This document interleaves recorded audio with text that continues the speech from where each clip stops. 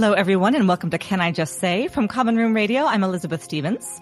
I'm Daphne Olive, and we have joining us one of my favorite writers about culture, Lindsey Romain. Hello, thank you for having me. Oh, Lindsey, it's so exciting that you're going to be here with us. Lindsey and I were on a panel together at Con of Thrones about Arya and Sansa Stark, and we had just had so much fun. And Lindsey is one of my favorite writers about Star Wars. Oh, thank you. So I try. You succeed. No, and this episode of Can I Just Say is about The Last Jedi. So I thought we could start by each of us talking about our personal histories with Star Wars. Starting with you, Lindsey. Let's start with you. Cool. I'll go first. I was trying to think about this question before when you sent kind of the email around about it, because I don't have a clear memory of the first time I ever really saw Star Wars. It was something that was just kind of around. I have an older brother, and I think it's impossible to have an older brother in the 80s and not be kind of surrounded by Star Wars stuff. Not that girls didn't also like Star Wars, but, he was like just the right age where he had all the merch and everything. So my first kind of interaction with Star Wars was actually through the toys. That's what I remember the most. I remember having action figures and kind of knowing the story through that. And then, kind of the movies were always playing and stuff. I don't have a clear memory of the first time I sat down and watched them. And then it wasn't until the prequels came out when I was I think the first one came out when I was 10. And then it wasn't until the third one hit the third prequel hit right when I was at my kind of most teeny, fandom obsessive age. And I got really into it and went back and kind of rewatched all of them. And from then on was a pretty big fan. Okay. Yeah. Did you enjoy all of the Hayden Christensen, the Natalie Portman? No. I didn't like a teenage fan. I wasn't sure where you were going. I didn't like the first two prequels. Sure. But then I got kind of into I guess I like the third one. Just because it kind of, the archness of that kind of hit me. I think I was 14 or 15 when it came out. So it was I don't know, right in my sweet spot. That makes a lot of sense. I think there's a lot to like in that particular one. That makes sense. Me too. And I still rewatch that one and I'm like, this movie's goofy, but there's a lot of good stuff in that one. It's true. Yeah, out of the other two. But no, the first two I hated. Even when I was a kid and I wasn't very picky, I was like, yeah. Gosh, that's too bad. Yeah. But then going back and I realize that's kind of rare. I know a lot of people my age who did like the prequels because we were 10 years old, so Right. It was a little different. But then I went back and really rewatched the old ones and got really kind of obsessive. So thanks for Revenge of the Sith for if nothing else getting me. Now I could be thankful for two things: for Ewan McGregor's beard. Yeah, exactly. And Lindsey falling in love with Star Wars. Doesn't take a lot. Nope, not at all. All right, Elizabeth, tell us your history with Star Wars. I did not grow up in a Star Wars house. We were a Star Trek family. My dad was a Star Trek guy. So I was introduced to Star Wars by my very first boyfriend when I was 16 years old, who was like, okay, we're dating now. You have to watch Star Wars. And I was like, okay. So I remember being very nervous about sitting next to a boy I liked very much, and not a whole lot about watching the movies for the first time, if I'm completely honest. But after that, that's when I got kind of a working knowledge of what the movies were about. And it was maybe the next year that the prequels started coming out. I watched all those in theaters because all my friends worked at the movie theater in high school. And it was fine. That was fine. I mean, it was a popcorn movie that we all watched together and I had a good time. I remember really wanting to like Hayden Christensen because I had loved him in Life as a House and not really loving good it. Movie. Yeah. It's a good, thank you. It is a good movie. I always tell people, it's like, wait, there is a movie where Hayden Christensen does some really good work. I swear to God, it's true. Yeah. So I just kind of, Star Wars existed around me. And then, I was, of course, listening to Story and Star Wars when that was first going and, did all the live tweets then. And that's really the only reason I have any knowledge of Star Wars at all. So I've probably watched each movie twice. Wow. Yeah. And now The Last Jedi 3 times because I'm recording about it tonight. So yes, I am kind of a newbie, y'all, and do not know my stuff. I love it. I love it. So I'm quite a bit older than both of you. My story is that Star Wars was probably the first important movie in my life. I saw it, the original one, which I to this day have a hard time calling A New Hope. Yeah. Because for me, it's just Star Wars, but Right. I will, for the sake of understanding what we're talking about, call it A New Hope for the span of the podcast. But I saw that when I was 8 in 1977, and I saw it a shocking number of times because I just convinced every adult to take me to it again. And yeah, I mean, I think that it in a lot of ways shaped who I am, what I like about storytelling, what I like in movies. It was huge for me. By the time, I meant to write down the dates. When Return of the Jedi came, I was about the age, Lindsey, when you saw Revenge of the Sith, and I was just like, I was so like, I loved A New Hope and I loved Empire Strikes Back, and Return of the Jedi, I was already in my early teens, and I was like, oh, these cute animals. This isn't my Star Wars. And I was like, did not like Return of the Jedi at all. Yeah. And I still don't really. no, I still don't really either. Not great. It's not great. Really it's not great. Yeah. It has great stuff, and I'm going to does. definitely. Yes. I'm going to bring some of that up because there are a lot of great parallels in The Last Jedi. There are, yeah. There are amazing ones. But so then when the prequels came out, it was such a big deal for people my age. I mean, I'm sure it was a big deal for a lot of people, but for people my age who were small children when the original ones came out, Yeah. it never occurred to us we would ever get any more Star Wars. So it was such a big deal. And my friends and I think isn't that when they released the remastered original ones, It was right? So right before that, yeah. Right. So we went to go see all of those in the theater, and then we saw the first prequel, and we were all really sad. Yeah. And I was really, Lindsey, I don't know if you know this about me. Anyone who listens to us much knows this about me. Like, a tragic hero is my story. Yeah. That is my number one story. That is my favorite story. So when they said this is going to be the fall of Anakin Skywalker, I was so excited. I was so excited. I was like, they took Star Wars and they're going to give me my favorite thing at the same time. Yeah. And it wasn't that great. But You dirty. Yeah. so I definitely was one of those people who badmouthed the prequels quite a bit. Now I look back at them, especially I just rewatched everything for this podcast, and there's a lot of stuff that's very valuable. And something I'm going to say is I really think that The Last Jedi kind of framed all of it in a really interesting way. I mean, I feel like The Last Jedi has made aspects even of the prequels really kind of fit for me and work for me better than they did before. Yeah, same. And then same when The Force Awakens came out again, then I was much more wary of my excitement. But when I remember when I saw the first preview by accident, like I had no idea there was a preview out yet. Yeah. And I just cried. Yeah. Like I just cried into whatever movie I was going to see. I don't remember what movie it was, but I was like, oh, movie, whatever. I'm just going to cry through the beginning of you because I cannot see the idea still of a new Star Wars movie without getting excited. Yeah. Of course. That first preview for Force Awakens was like just pinched all the right nerves, Right. you know? It was like yes. used the right music. It was just enough to like really be like, oh my God. Well, and I think in a lot of ways that movie was designed to do exactly that. That movie was designed to like push all of your nostalgia buttons and get you really excited. Yeah, exactly. And we're not talking about that movie, so we don't have to go more into that movie, but I feel like, it's kind of like cotton candy. It was good cotton candy. I will say that one and Empire Strikes Back are my two favorites. Those ones are like clear favorites for me personally. Yeah. All right. Well, maybe we'll have to do another podcast about that one because it's not one of my favorites. It's not for a lot of people, and I get that. Yeah. That's completely fine. Again, I'm not a hardcore fan who's been there a long time, so for me, it was just like, oh, I get this reference. That's fun. And also, there was just so much there happening that I just thoroughly enjoyed. I loved The Force Awakens. I still love it. It's pretty high up there for me just because of that feeling. Like I realize it's not the meatiest of the Star Wars, but I think it's one of the ones that you feel the most, if that makes sense. It's just the most kind of hard on its sleeve.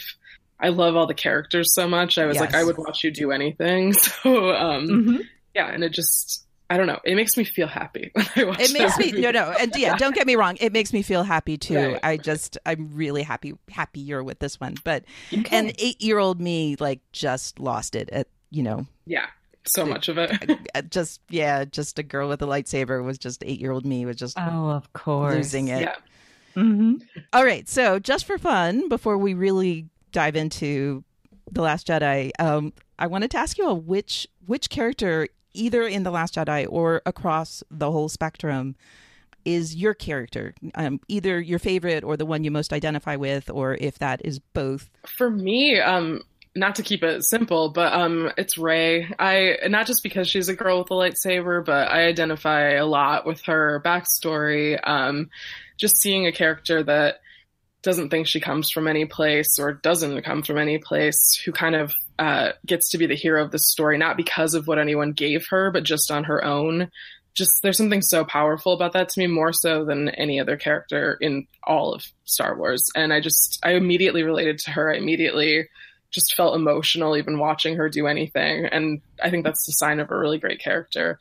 Mm-hmm. Before the new one, it was definitely Leia, but I'm a huge Carrie Fisher fan, like big time. I have so I just love her. So. Lindsey just pointed to her Carrie Fisher candle. I realized that it was midway. I was like, oh, this is a podcast. It's okay. We can describe things. It's a Carrie Fisher unphoto candle, which I just love. So yeah, no, that's perfect. Beautiful. Yeah. But no, Rey kind of took the throne from Leia a little bit just because of how immediately I connected to her, especially in Last Jedi, which I'm sure we'll get into. Yep. All right, Elizabeth.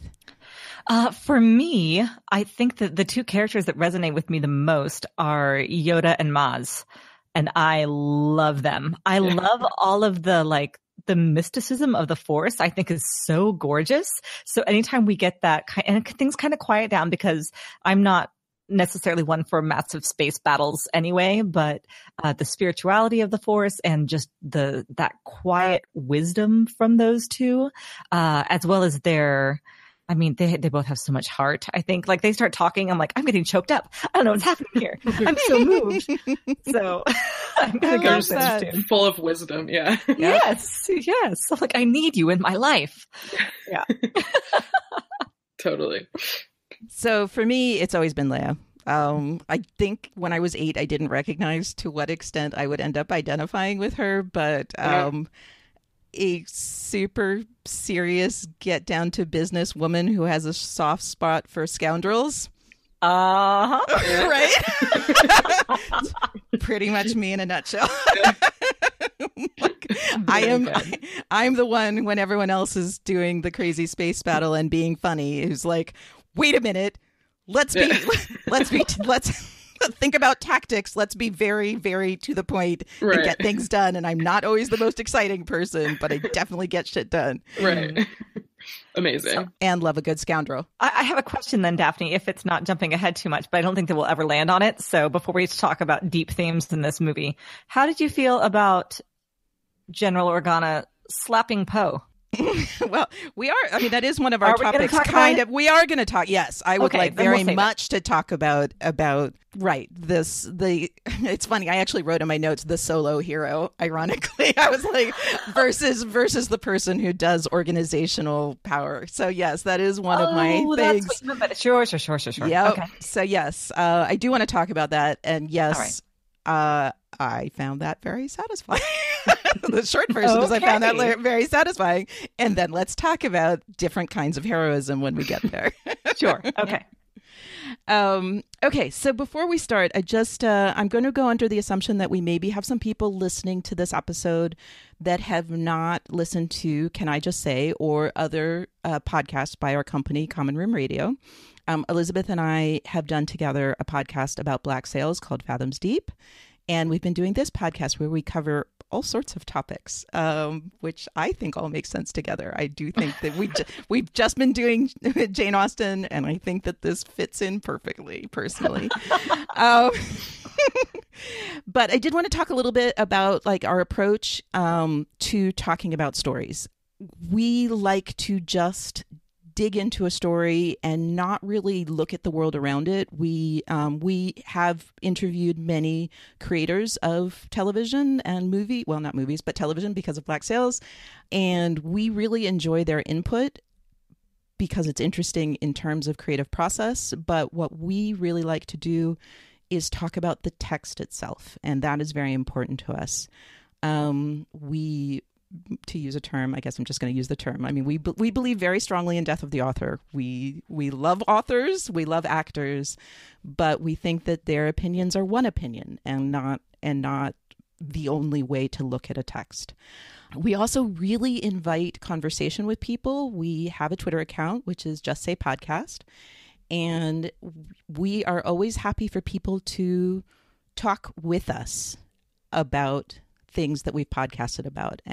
But we do require that those conversations are respectful, and we like for those things to be conversations. We will answer you when you tweet at us, as long as those tweets are respectful. And if not, we won't. The last thing I wanted to say, you just heard about how each of us have had our different relationships with Star Wars.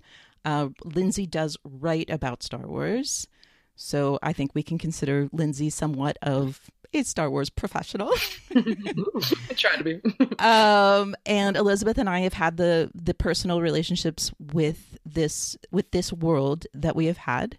We believe very strongly that there is no such thing as someone more qualified to talk about story than anyone else. Anyone can have an interesting perspective. Anyone will have their own perspective because we all come from different places.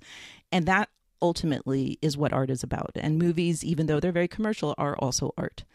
So each person will come to a text, a movie, a television show, a book, from the perspective of their lives, of their worldview. Those things are all valid. And so we, from the start, believe very strongly that anyone gets to be part of this conversation. I personally have not read any of the expanded universe. I know that there are a lot of people who hold that very dearly. What I would like for us to do here is really just talk about the films, because that is what all three of us have seen. And I personally see them as a text collectively. So that's pretty much it. We just, we're happy to have discourse with listeners. We just require that discourse be respectful. And we look forward to hearing from you. Hear, hear.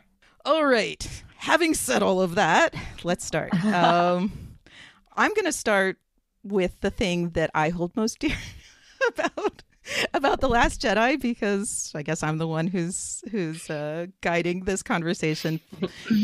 For me, the thing about this film that was so moving, and so moving that I felt the urge suddenly to talk publicly about Star Wars, which I've never done, is Luke's story.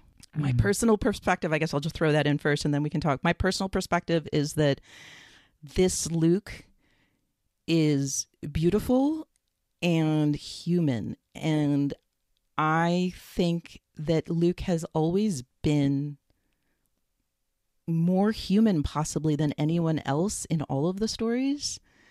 And I love that about him. And I feel like this story was the perfect way to continue that into the end of his life. I mean, I don't know if this is the end of what we will see of him, but the end of it, his natural life. Right. The end. Thank you. The end. That's the words I was looking for. The end of his natural life. So that was just a statement, but I wanted to start with like, how do each of you feel about this Luke, this older Luke, this, I don't know, somewhat damaged Luke? Like, let's start and see where this conversation goes about him. And then I'll jump back in with specifics on my side.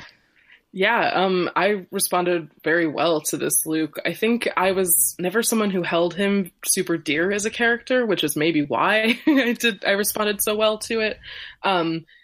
He's, I never thought he was, he was kind of whiny, whatever, in the older ones. I was never necessarily annoyed by Luke. I just never felt much attachment to him. I think because a lot of times in stories, I tend to feel more attached to the not hero characters just because they're more colorful or more interesting to me, with the exception of Rey, which I'm sure we'll get to. But I think, I just never really cared that much. And this was the first movie where I really, really cared about Luke because of his humanity and because of his failures and because of the way he responded to them in a way that felt true to me. I don't think these, characters in movies like this always behave the way that humans would. I don't know if in another superhero movie or whatever that someone would go into exile or that they would, punish themselves so much. But that's such a thing that people do. I was just really taken aback by how confidently the movie allowed him to be kind of a mess. And that's, how we are. So yeah, I really responded to it. His story, every time I watch the movie, makes me incredibly emotional. And just the things that kind of draw him back to the Force are what I find the most interesting. Mm-hmm. Yeah, this is my favorite Luke. In The Last Jedi, I like him more than I ever have. I am one who finds him pretty insufferable in A New Hope. Yeah. But he does show a lot of growth. And I think he does always show that humanity and that vulnerability. And he's just very emotional, which I think is interesting. Especially, I suppose we see Rey is, who we're raising up as the next, Jedi, the Luke story, the parallel there. So, and Rey is so, I just wouldn't call her emotional, I suppose. Not that she isn't in tune with her emotions, just that they don't seem to be, it doesn't seem to be something that she fights with and struggles with as much as Luke did. Mm-hmm. So I completely agree with you, Lindsay. I wasn't surprised at all to find him exiled himself to an island and blames himself for everything and is just trying to not cause any more damage because the kid's seen a lot, frankly. Yeah. And he's without mentorship now in a way that he had never been before. And he always relied very heavily on his mentorship. So I thought it was beautiful. Yeah. For me, see, I just said, like, I have a lot of feelings. I have a lot of thoughts and feelings about Luke, and I'm going to hope that I organize them well in this conversation because I just feel like they're kind of bursting out. I also was not focused on Luke, let's say, in the original trilogy. And in an interesting way, I feel like this Luke made me look back at original trilogy Luke. And even though you both said that he felt like he grew and changed a lot and is a mess, I feel like every aspect of Hermit Luke, I'm going to call him, like this version of that Hermit Luke and all of his motivations really tie into it made me realize what I always had seen in Luke is that Luke's primary motivation, and actually in my eyes, the source of his heroism, has always been human connection.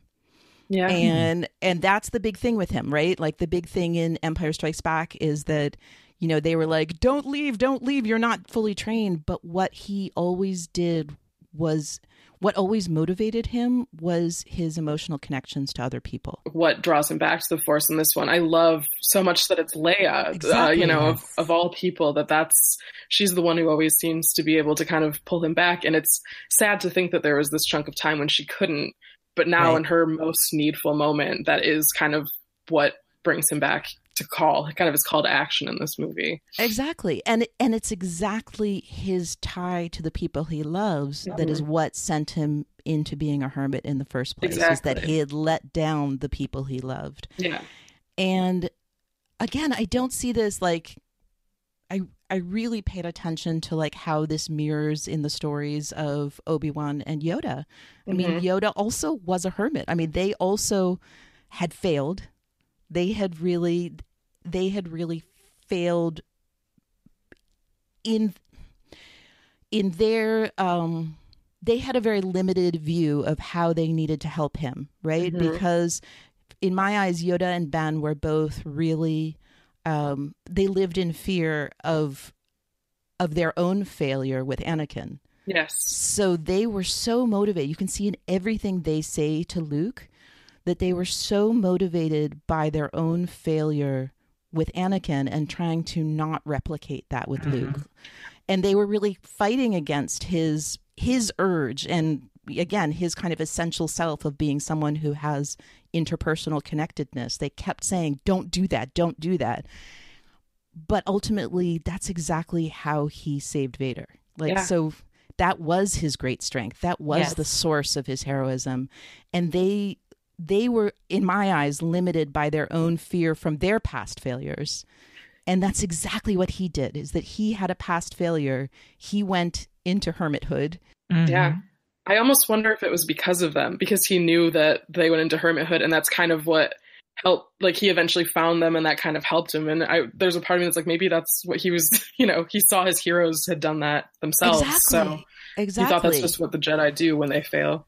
Well, and I think that this is one of the big things is that gets, that I think that this film really brought out. It was that there has been a cycle, and Luke says as well, there has been a cycle of the Jedi looking at the wrong things, just like Yoda accuses him of looking at the wrong things. Like there's been this cycle of the Jedi looking at the wrong things. They were looking in the prequels for a savior, and they were looking in the original trilogy to just, kind of looking for a savior again. Think how much pressure was on that boy. Yeah, like so much pressure on him to fix their mistakes. The cool thing about this movie too, that I think gets lost in the fray sometimes, is that in the end he does. He does kind of live up to all the promise, and he does end up sort of sacrificing himself to send this message of hope.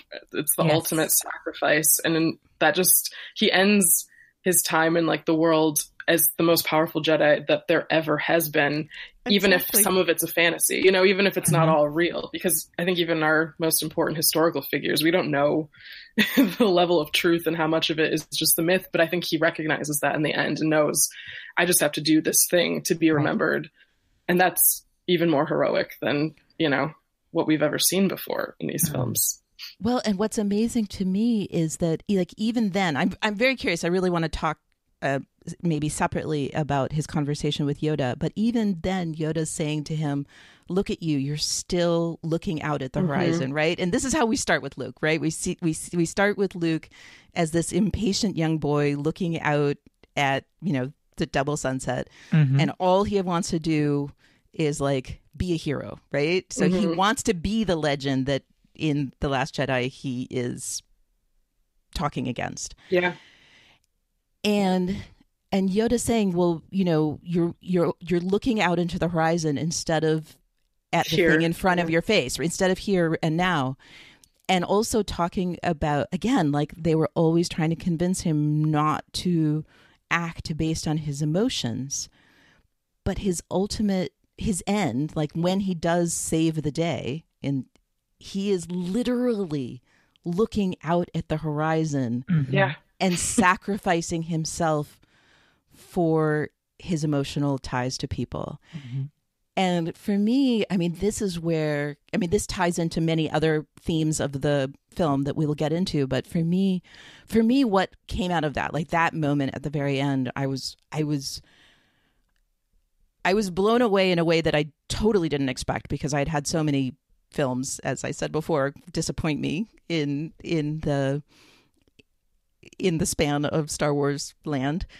This idea that perhaps what we're saying is that Luke kind of was always the hero that he needed to be. It just wasn't in the direction that everyone was trying to point him.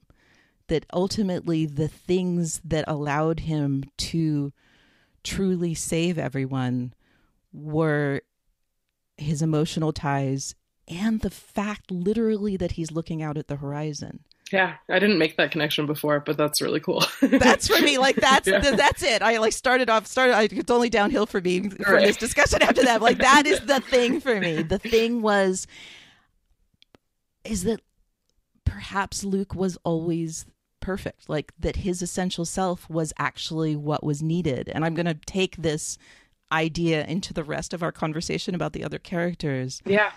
But for me, that was the message of it, is that the Jedi always meant well, but ultimately they were fallible. I guess I won't say because they're human, because they weren't all human, but fallible because beings with consciousnesses and guilt and whatever motivations they have. And that what we needed to learn, or what Luke needed to learn, was to tap into the strengths he had from the very beginning, even though it feels like his masters were always trying to talk him out of that. Yeah. Yeah. And that's where he ultimately succeeds, where they failed, is by, listening to his heart a little bit more than they. And this gets into a conversation of the Force. Like, they were always telling him how to be one with the Force, how to be. But if the Force is really just something that's inside of all of us,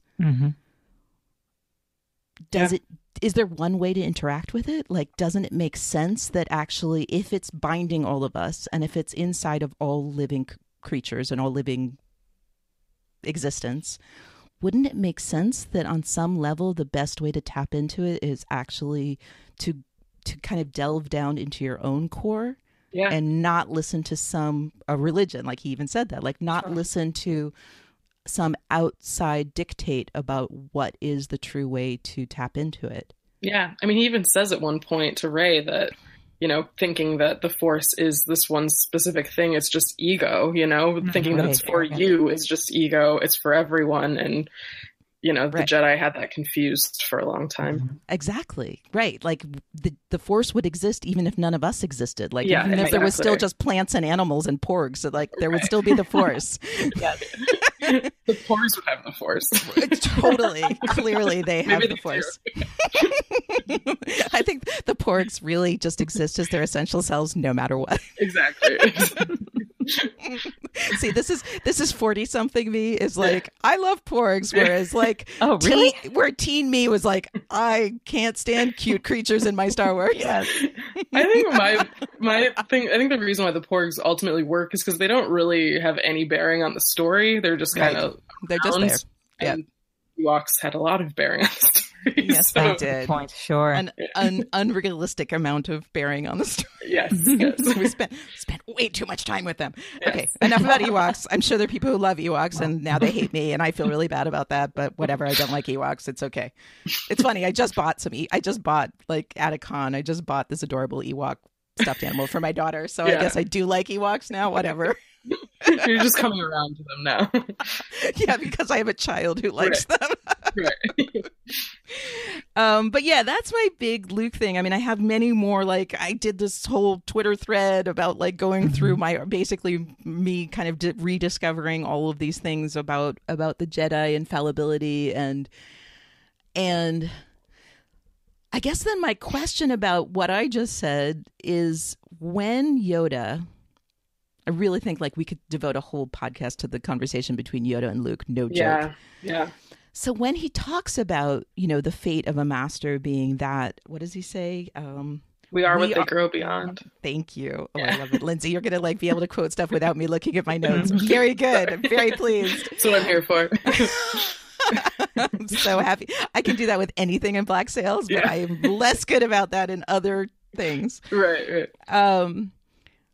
So like my reading was that was related to the thing I just said about Luke. I mean, my reading of Luke, I guess. My reading of what Yoda said and my reading of Luke went together because Luke had grown beyond Yoda. Like that Yoda, even as Ghost Force Yoda right then was saying, was kind of scolding him. And in some level, Luke was about to grow beyond what Yoda had been telling him all along. Or another reading was Yoda saying that in kind of, that cryptic, masterly way where he's like trying to kind of nudge Luke in the direction all along. Like I really spent a lot of time in the prequels and the original trilogy looking at what Yoda says to Luke. I think Yoda's being pretty cryptic in that whole conversation. He's kind of, I think the biggest evidence in Last Jedi when he says, the thing about Rey, about having all that she needs or whatever, possessing what she needs. That's a cheeky way of saying she actually has the book. So he's not telling him that.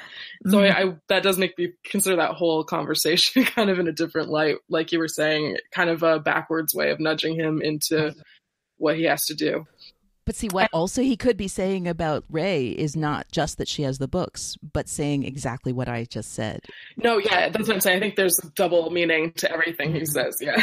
Because Rey super goes against all of the teachings about being calm and stuff. Like, she goes against all of everything they ever said to Luke. Well, and I think the major difference between Rey and Luke, like you were saying, Luke's always looking to the horizon, never here and now.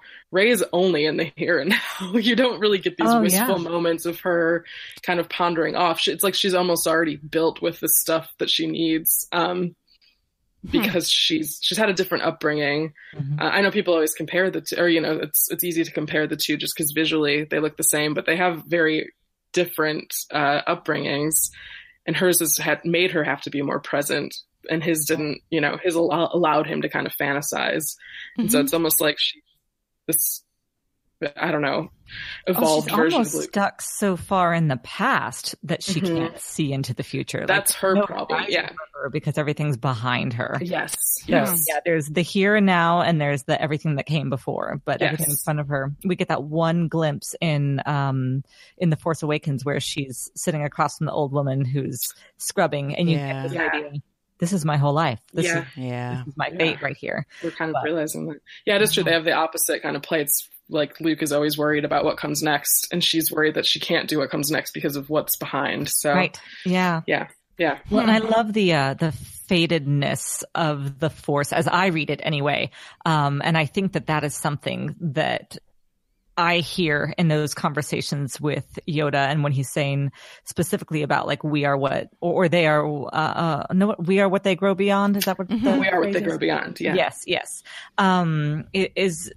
I like to think that Yoda is seeing the understanding, or is having the understanding now that, I mean, we start with, I know it was called Star Wars, but now A New Hope. But this idea of Luke being the hope of the rebellion, whether he's doing anything or not, like whether he is active or not. We touch on that so much in The Last Jedi, talking about when Holdo gives the speech saying, "We are the spark." And just that all of the oppressed peoples look to them for hope. I think that Luke embodies the myth of him and the legend of him, gives hope to the galaxy, whether he crawls out of the cave or not. And I think that that's something that Yoda seemed to realize, that he seemed to have faith, I suppose, that Luke was going to get beyond. I didn't see Yoda as worrying for Luke or worrying for the rebellion. Yoda always seems to know that the Force is going to take care of things, and that the balance will happen, that the light and dark and the balance between them will be made manifest regardless. Right. Is that way off? No. I don't know if there. I don't think there is a way off. I mean, that's the thing. Right. I mean, that's part of the beauty of Yoda, of how he speaks, right? Yes. Because turn it over a million times. Yes. Right. Right. Which is very different. I mean, that's the other thing, is like, I spent a lot of my watch with the prequels. I was trying to see to what extent the Jedi, I mean, I definitely, like, in my little Twitter thread, I definitely was like, yo, look at the Jedi. Like, they're super arrogant. This is why they didn't see shit, because they thought they had it all solved. And that's kind of teacher failure is. Yes. Right. Well, and that was kind of like, that was the original fall, like that they thought they had it all sussed out. And like, even though they had challenges, they thought they understood things. But then in the original trilogy, we have Yoda and Ben after that. I mean, I know that the order of the films, whatever, but we're still going to look at these as one text. I know that wasn't all planned, but it doesn't matter, because now we look at them as a text in the order of, in chronological order. We see Yoda and Ben post-fall. Like they're kind of scrambling to try to figure out how to do it right this time. Yes. But what's interesting in that is that Yoda, I was really looking to see if Yoda, like, I was very curious in my rewatch of like, what got Luke to this place, right? Like, other than, my understanding of his character, that he is all about his emotional bonds. And so obviously he's going to freak out when he really messes all of that up. And also the idea that he was, just so much pressure on him. There was so much pressure on him. Like, they were just constantly, like, basically the subtext of everything they told him when they were trying to teach him stuff was like, don't fuck up. Yeah. Yeah, I just feel like true. There's a lot riding on your shoulders, so you better get it right, kid. Right, exactly. And then he did fuck up. But what's interesting is that Yoda, everything that Yoda said in the original trilogy, like, you can see this as horrible pressure, but he also was a good teacher at the same time. And part of that is because a lot of what he said was very vague. Yeah. But yeah. Well, I'm also just now thinking too, I mean, and I've been thinking this since it came out, you know, I don't even necessarily see what Luke did with Kylo as fucking up, as a failure. I think he just sees it that way, because as he describes it, you know, if we go back to the Rashomon style kind of, you know, flashbacks, if the third one is like the whole truth, then the way that he created Kylo Ren was really not at all. It was kind of just in his own mind. You know, he had that flicker of instinct, which he calls it, which I always like describe as, you know, if you hear a noise and you grab a knife, it doesn't mean you meant to kill the person coming around the corner. It's just an instinct. And that's kind of how he describes seeing this, you know, flash of evil in Kylo and thinking, you know, just reacting to it purely on a visceral level. And so that's what's the most interesting to me is, you know, Ben and Yoda, they did genuinely screw up in the prequels. Yeah, for real. But Luke didn't really. He just had this happened to happen at an inopportune time. Right. There was a big consequence to a mistake. Exactly. That, like, really out of proportion for the mistake. And the that was seeds made. of Snoke, you know, from what we can gather from The Force Awakens, is that those were planted well before this, you know, conflict with Luke happened. So he was going to turn anyway, you know, probably. Right. And Luke saw that and responded to it. It's just, it's interesting. And he just blames himself so much. That guilt kind of that comes out. That's really interesting too. Because I think guilt is such a strong human emotion. It kind of overtakes all practicality sometimes. So I find that really interesting also. It is really interesting. And then again, I think when you look at, God, this Luke is just so beautiful. I just could say this over and over again. Yeah. I think that this Luke and him grappling with that guilt really shows how guilt has been such a motivator of the Jedi, like since the fall of Anakin. Like the Jedi that we know, like they didn't show that because they didn't want to show it or they weren't comfortable showing it the way he was. But the guilt was a huge motivator for Ben and Yoda. I'm not pushing back exactly. I just want to like say something slightly different about why he feels so guilt. I mean, I think this comes back, like he talks a lot about he's so resentful. He's not just like trying to break down the idea of a legend. I think he's resentful. And I think that's what it is that he was taught incessantly that giving in to sudden moments of fear or anger will doom you, right? Like that was their message. Right. That was their message over and over again. That's like, that was what was really striking to me this time about the original trilogy, like how much he got the message that if you give in a little bit, that's it. It's over. Yeah. Like you are that forever. If you give in like fear or anger for a second and you will become Darth Vader. Like there was not a lot. They were just, again, I think this was from fear. They lived so much in fear of him doing what his father did that they really messed up the message. And so he had embedded in him this idea that he had to be perfect. So the fact that he made this momentary mistake, and I agree with you that it's a momentary mistake, but for him, he sees it as a momentary giving in to these emotions that he wasn't supposed to have. Right. Yeah, that's what I was kind of saying too, is just, that it is one of the problems of the Jedi, that a lot of times they didn't necessarily fail in this one single moment. But they've been led to think that everything's black and white for them. So even with Anakin, I mean, his sort of fall to the dark side was not just like this flash of moment. It was, built upon, however clumsily, kind of built up at least over time. There were a lot of dominoes falling for him to get there. It wasn't just like, oh, suddenly something happened and he went wrong. So right. Well, and he was up against, aside from any powers of the light or the dark side of the Force, like he was up against a dude who was, this part works for me in the prequels really well. Like, he was, he was probably just still a teenager, right? Like, he was a teenager in love up against a political mastermind. Yeah. Like, he was, without anything about the Force, even if you took all of that out of the prequel story, there was no way. There was no way he was going to not be susceptible, especially because the Jedi just weren't even looking. Like, they were so sure they knew what was going on that they weren't looking in, literally they weren't looking in the right place, but they also weren't looking in the right place in how they were talking to him about stuff. Yeah. Like, it just, he didn't stand a chance. But with Luke also, the one thing I do want to bring in, as a parent, I guess I want to bring in this idea that even though we'll excuse him for a momentary lapse, which is, I agree with you, exactly what that was, adults do have culpability even in momentary lapses when they do something that's so damaging for a child. So I do actually agree with his assessment of himself in those terms, is that we'll call him Kylo. I'm not going to call him Ben also because that just gets too confusing. So It does get confusing. You're right. Young Kylo. We'll just call him Kylo.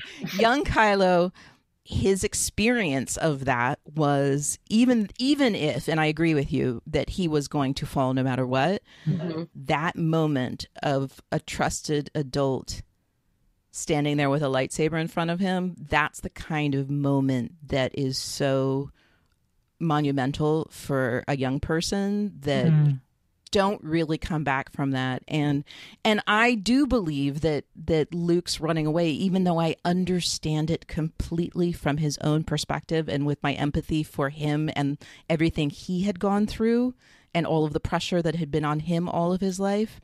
I do see culpability there. I do see, he let his nephew down. He's right. And if he didn't let his nephew down, and also his sister and his best friend in the process, then this Luke wouldn't make sense. But because he did let everyone down in that moment as an adult and a mentor and a teacher and a master and all of these things, then the level of brokenness we see him with completely makes sense. Yeah. This is the part where I have to divorce the part of me that's read all the tie-in books. Oh, sure. So I'm like, well, actually, no, but I was I'm interested in that. We can't, Elizabeth and I can't really speak to that stuff, but it's totally fine. I've read a couple of the tie-in books through Leia's perspective, which kind of give that a different meaning a little bit. I don't think that she really did blame him, although they haven't, whatever, it's a whole. But it doesn't matter if she blamed him. I know it doesn't. Right. It doesn't. I think that's just kind of the original point I was making, was that a lot of his failures are his kind of what he's built up to think all of these people hate me, or this is, created this and that. And to a degree, I think it definitely did. But it makes me sad too, just to think that he sort of exiled himself thinking that, his sister hates him or whatever it is. And meanwhile, his sister's been searching for him. Yeah, putting all this effort into is finding. Counting on him. Like that's in the crawl. Like Yeah. But again, it's irrelevant what Leia or Han thinks, because again, it's what he believes, and it makes so much sense when you go back and look at the original trilogy, because again, he was under so much pressure. Yeah. I think the more interesting thing when it comes to the parenting thing, and obviously Last Jedi is all about Luke, but I get really sad when I just think about the fact that Han and Leia had this kid that was just like, a Columbine shooter, basically. That's how I've always seen him in my head. They have, I don't think we get their perspective from it all that much. But they're the ones that are the actual parents of this kid who, how do you live with that? And that's what makes me so sad that Leia won't be in the last one, because I feel like that would kind of have gotten to get played out a little bit. But it's rough. Just, for all of what he's dealing with, I feel like they were probably dealing with 10 times worse. Well, we know. I mean, it broke up their relationship. Yeah. That is the text. I mean, we do get that in The Force Awakens. We get that one interaction with them, which I feel like, I mean, again, I totally agree with you. Obviously, it would, if it is true, I feel like, is this rumors or was this like actually a statement, like that the next film was supposed to be really based in That's Leia's. Kathleen Kennedy said it was supposed to be like each one of them was supposed to get their own kind of movie to show, like shine, and that was supposed to be hers. So that's what's truly heartbreaking. Yeah, it sure is. That's devastating. Yeah. Which is why they had to kind of start from scratch. Not to get too into the, No. I mean, it's relevant, and I mean, certainly, I think all three of us would agree that it would have been an amazing thing to have. Yeah, wanted that. Yeah, it was something I always wanted, and I loved when I first read that. I loved so much the idea that kind of the end would end with Leia. That just seemed so appropriate to me, that recognition that it was actually Leia all along who was the person dealing with the most. dealing with the world, like really like motivating, as much as, like, for me the main part of Star Wars has always been, even though Leia's my person, like, for me the main part of Star Wars has always been about the Force and the mythology and that stuff, but when you look at the story overall, it's always been Leia who's actually been moving things forward. She's always been so the idea that they would recognize that and end the 9 films with her story would just felt so appropriate to me. I always felt too, if anyone was gonna, I don't think Kylo Ren is necessarily a super redeemable character, but I always kind of, before all of this, was hoping that if anyone was going to just say, I forgive you or whatever, if it had ended with that and that was enough for him or whatever, I don't know. Yeah. I mean, I think, it's a really interesting question. I mean, I think a lot of us after The Force Awakens had some hope of Kylo. I mean, and obviously, we're going to talk about the Red Room and talk about very soon. We're going to get into Rey and Kylo. I know I like totally made this about Luke, because in a lot of ways it is very much about Luke for me. But I think that they really set that up, and obviously that is a huge part of the story of Star Wars is actually saving people, not redeeming them exactly, because I don't think that. I don't think there's a redemption there, but there is the possibility of remorse at the very least. Exactly. Yeah. Like, I don't think that Anakin was redeemed. I mean, he's so... No. Yeah, exactly. But Luke, forgave him, and that I think forgiveness more than redeemability.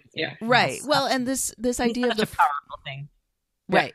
It is. And this idea that this faith, like, this was very striking to me in my rewatch this time in the prequels, was that Padme's last words were about how Anakin still had good in him. And I really loved that they put that there after we already knew that was true. Right. And that Luke had succeeded, again, through Luke's version of heroism. He exactly managed to succeed in, again, not redeeming his father, but like getting his father to turn away from the dark side. Right.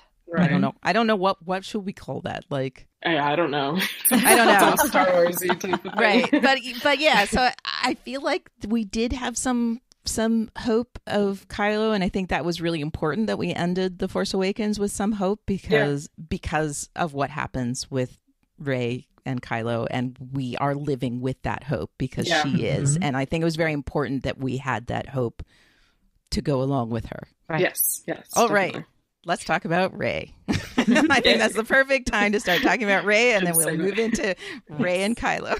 I just heard her theme in my head, which is lovely. Oh my God, it's so beautiful. Beautiful. What is it reminiscent? Like, I did also tweet about this. I was just like, is it reminding me of Sugar Plums? Like, what? It does. This is like a lazy comparison because it's also John Williams, but it really makes me think of Harry Potter. Like, it sounds like time it's Harry Potter. Yeah, it's very magical. It's it's got that kind of whimsical like thing that the Harry Potter theme has also. 100%. Yeah.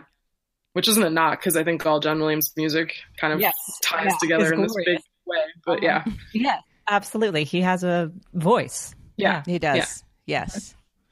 But what was interesting, so that's really interesting to me to hear from you two, who are both younger than me and clearly Harry Potter people, which I am in my late 40s, just being introduced to the world of Harry Potter because I'm reading it to my daughter and watching the films.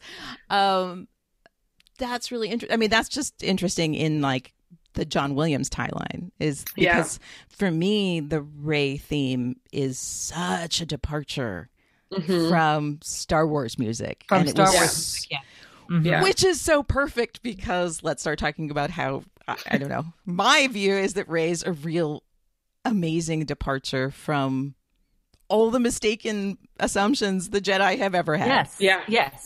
Absolutely. She's almost like their clean slate, like character, like it's almost like, because I've heard people say, obviously she, the parent thing, whatever, she's not of some grand lineage, but she's still a chosen one to an extent, in that, she's obviously been called upon in some way through the Force to be this person, but she's not a person who was, from what we know at least, created kind of the way Anakin was, which was like a Jesus character. She was just a normal person who was kind of plucked from there, which already feels like the Force course correcting a little bit and saying, here's a different way of kind of getting what we need, or I don't know, the Force, whatever controls all of that stuff. I think that's lovely. I was just reminded that the Jedi's trained the younglings starting at like 6 years old or something. They're really little. So they really don't get a chance at all to understand what you were talking about, Daphne, their essential selves. There is no essential self. There is the religion of the Jedi, and it's really, they're being indoctrinated so young. And Rey doesn't have that. Luke also didn't have that. Yeah. Luke didn't. No, Luke absolutely did not have that. No, you're right. But he had, remember, Rey goes and says, I need a teacher. And Luke was just like, rather had these teachers saying, this is how you have to do it, and don't do it this way or else. So it's still a very different path that she ends up on. And she's so confident, I suppose, is the word I would use. She's so just like intuitive. That's the word. Yeah. She just intuits the Force. Yeah. I think intuitive is a good word, because she is confident in some ways, not cocky. Like Luke had a bit of cockiness. But one of the things I love is that she says, there are Lindsey, I think you brought up the parallels, and I feel like a lot of people have talked in a lot of different ways about the parallels. I personally, again, anyone who listens to us knows this, like I have a thing that when in storytelling there are parallels, the beautiful thing about parallels is that it's spotlighting the minute differences between the two paralleled storylines or two paralleled characters. There are so many lines that are almost identical with Rey, and interactions that are identical with Rey with Luke and Luke with Yoda. And then there's the differences. Yeah, it is lovely. I was thinking more about the places that they come from. It's easy to say, they're both from these desert planets. They both wear robes. They both do this. But, Rey was an orphaned child who was not raised with the comfort of family or with the comfort of being a man, honestly, which that always... Or knowing where her next meal was coming from. Exactly. I mean, Luke had, like I said, had kind of the freedom to fantasize about what his life would be because he had all those comforts in place. Maybe it wasn't great or wonderful, but he wasn't hurting for anything. And her whole life is, having to fight just to eat and to stay alive. So... yeah, no, they come fundamentally from different places, but yes, I agree that obviously their trajectories are very similar. They're very similar, and that's really beautiful because you see these tiny differences in their perspective and their approach. And so we have like both of them basically end up going to a master who's like, no way. I mean, slightly different ways. Luke does it different than Yoda, but Yoda, that is one of the things Yoda says. He says to Ben, to Ghost Force Ben, like, he's too old. Yeah, that's right. That was one of his arguments against training Luke, was that he's too old. And what I loved about the difference between Luke and Rey in this situation is Luke, they both say, you please train me. But Luke says, like, kind of like, you have to train me. I'm supposed to do this thing. Sure. And Rey's thing that she says is, I'm afraid. Yeah. And that's a huge difference between them. So intuitive, yes. Confident sometimes, but that's what's interesting. She's spunky. She's definitely intuitive. She's definitely headstrong. Yeah, I think maybe self-assured might be closer but also in touch with her vulnerability. I mean, that's what's interesting. Or maybe so self-assured that she can say, I'm afraid. And that's why... the reason that I think I was immediately just really drawn to Rey is that a lot of times in these movies, you know, these big franchise movies, if there's a female lead, they always make her stoic, you know, it's that's just such a like almost like a revered quality in women is to be stoic. And I love that Rey's not that, you know, she cries, she, you know, laughs, she's immediately just happy to have a friend in Finn. You know, there's not this kind of she's not afraid to be enthusiastic. Yes, exactly. She's wide-eyed. That part when in Force Awakens when she first sees Takodana, the new planet, and just like is so in awe that there's green. Or in Last Jedi when she feels the rain, like she's just so happy to be alive, and there's just a lot of optimism there that I don't think you get in these kind of, you know, not to knock other stories. I don't think stoicism is a bad thing necessarily, but it just seems to be such a reliable, I don't know, something that people rely on, and whatever, women don't get to be these kind of colorful characters in these stories. No, this is very much a topic of our podcast. I mean, this is something like talking about female protagonists and how the world has struggled with that, like how to make strong, like what is a strong woman? How do we do that? What does that mean? The interesting thing for me is I was actually very critical of her in the spectrum of strong women in the beginning, because I have a problem with female protagonists that could be a man just as easily, but they just insert a woman. And then I realized that in this realm, that's actually okay when you're in a galaxy far, far away in a totally different world where gender doesn't have the same rules that we have. Like I decided I'm totally okay with that. Like I was a little critical once upon a time, and now I'm over it. So I guess I never, because I'm usually very critical of that too. It's something that really annoys me, and I actually get annoyed when female actresses will say like, you know, this role could have been played by anyone. It could have been played by a woman or a man. And I'm like, yeah, but exactly. That's such a lazy way of like, okay, so a creator just wrote this character and didn't put any thought into like how a woman might do these, whatever. But I never felt that she never felt like she could have been played by a man to me. Even just that's interesting. You know, when you see, I come back to this a lot, but when you first see her in Force Awakens and you see her home and she's got a pot of flowers and dolls and, you know, that's true. That's a good point. She sticks her helmet in her head. It just feels very feminine to me.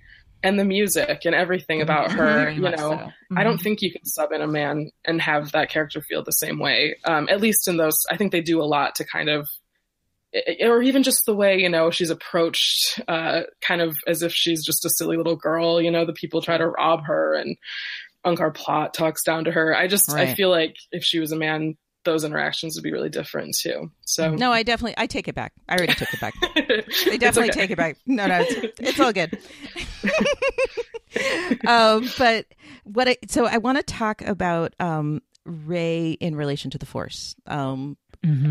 Even in the Force Awakens, but we're talking about The Last Jedi right now. But I'm fascinated by two aspects of Rey. I mean, these are the aspects about Rey and the Force that really fascinate me. And then I'm interested in what fascinates you all. But what fascinates me about it is two main things. One is the big Star Wars question of who shot first, which has never been particularly interested to me in relation to Han Solo, but is super interesting to me in relation to Jedi.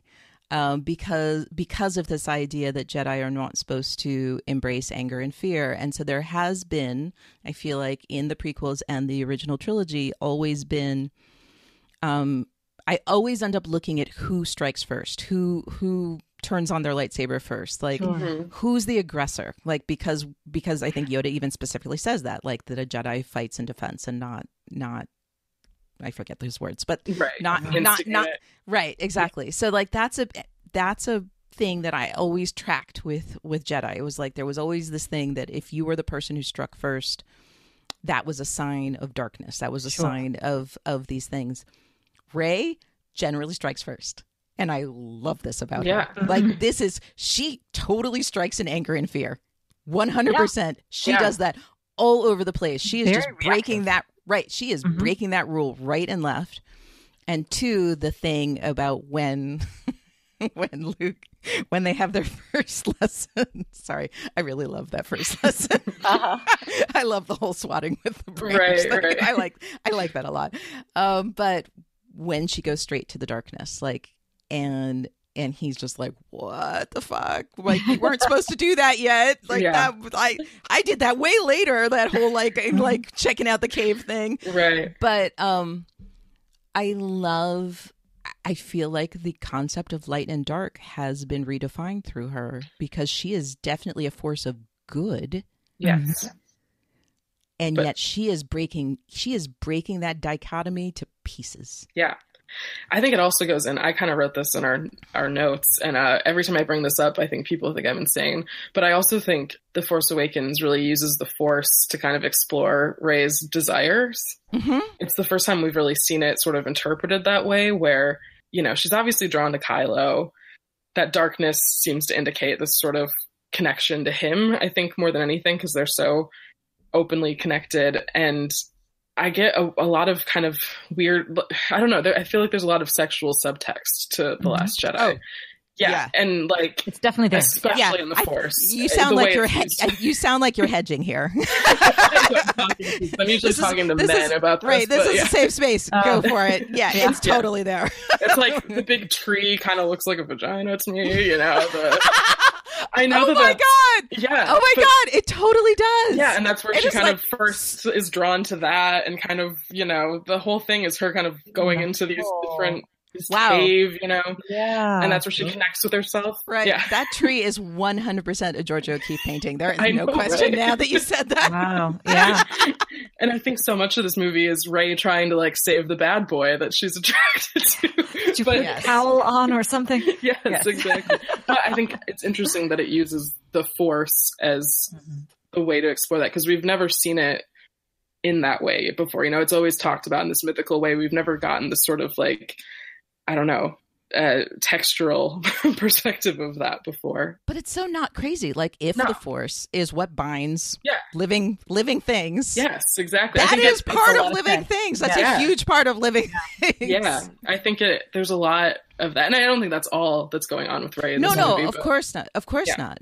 Yeah. But it is an element, and it's an interesting element. And again, what I love, I mean, this is very similar to what I loved in Luke. Like, what I love is that I feel like this film has redefined things, but redefined things in a way that really works with all the text before it. And that's what's interesting to me. Like, if we agree on the stuff I said about the Jedi up until this point and how they kind of messed up because humans or humanoid beings, and we are fallible, and, you know, the Force just is. So us interpreting it is going to always have mistakes in it. They also didn't have sex, so that's a whole thing.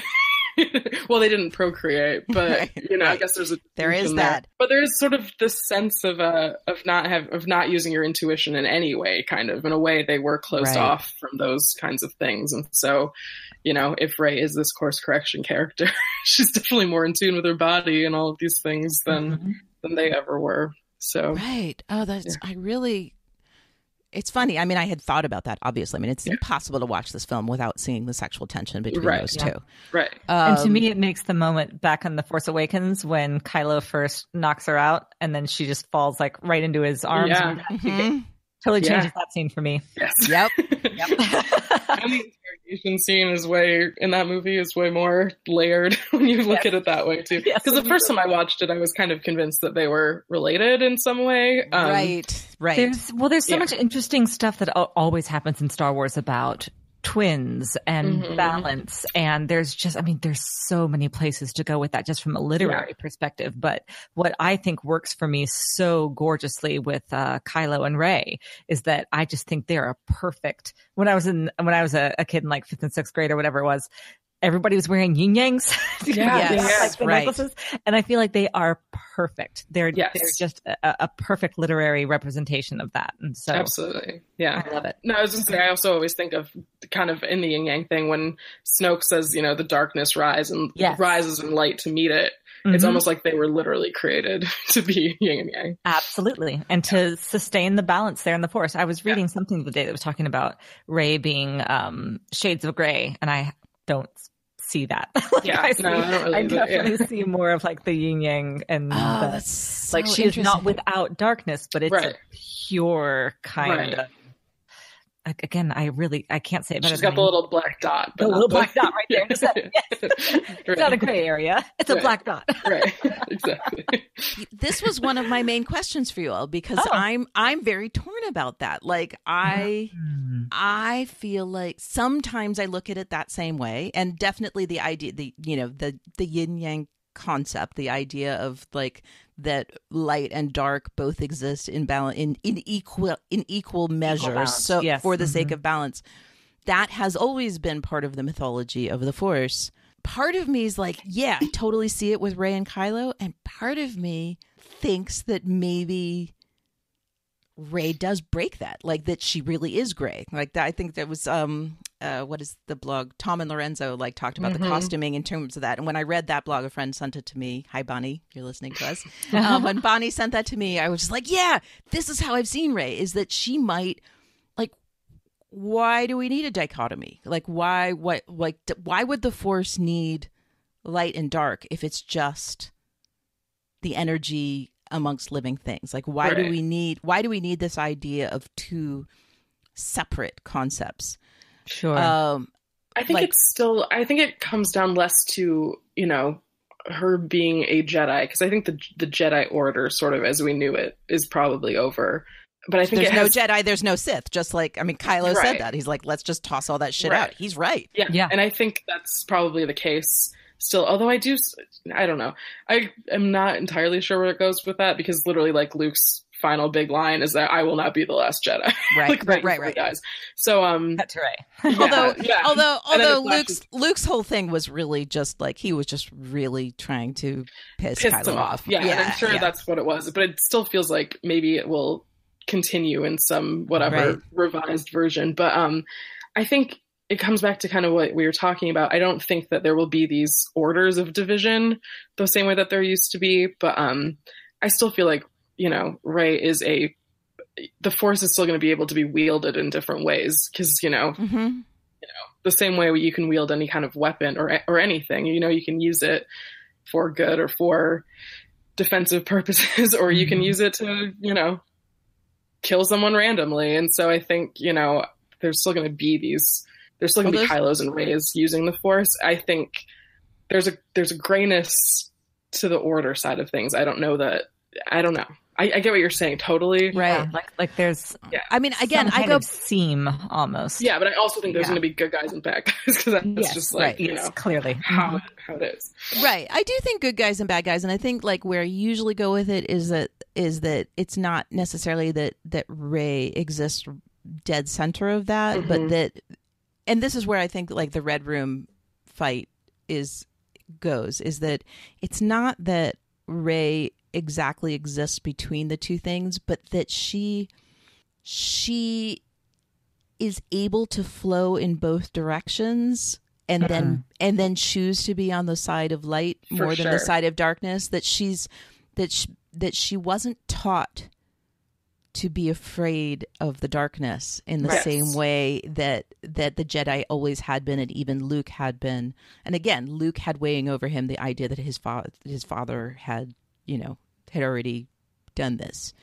So I think that it's not that she's dead center, but that nothing in nature has these sharp lines, right? Like a yin and a yang is something that humans have come up with because we're very comfortable with the idea of sharp lines. Like we like definition. But the yin and they do interact, no question. And we got the dots, no question. I know the three of us are like, we're just going to talk about something in a religion that like none of us, I'm going to assume Lindsey or not, but but like whatever, it's a symbol that has been appropriated all over the world.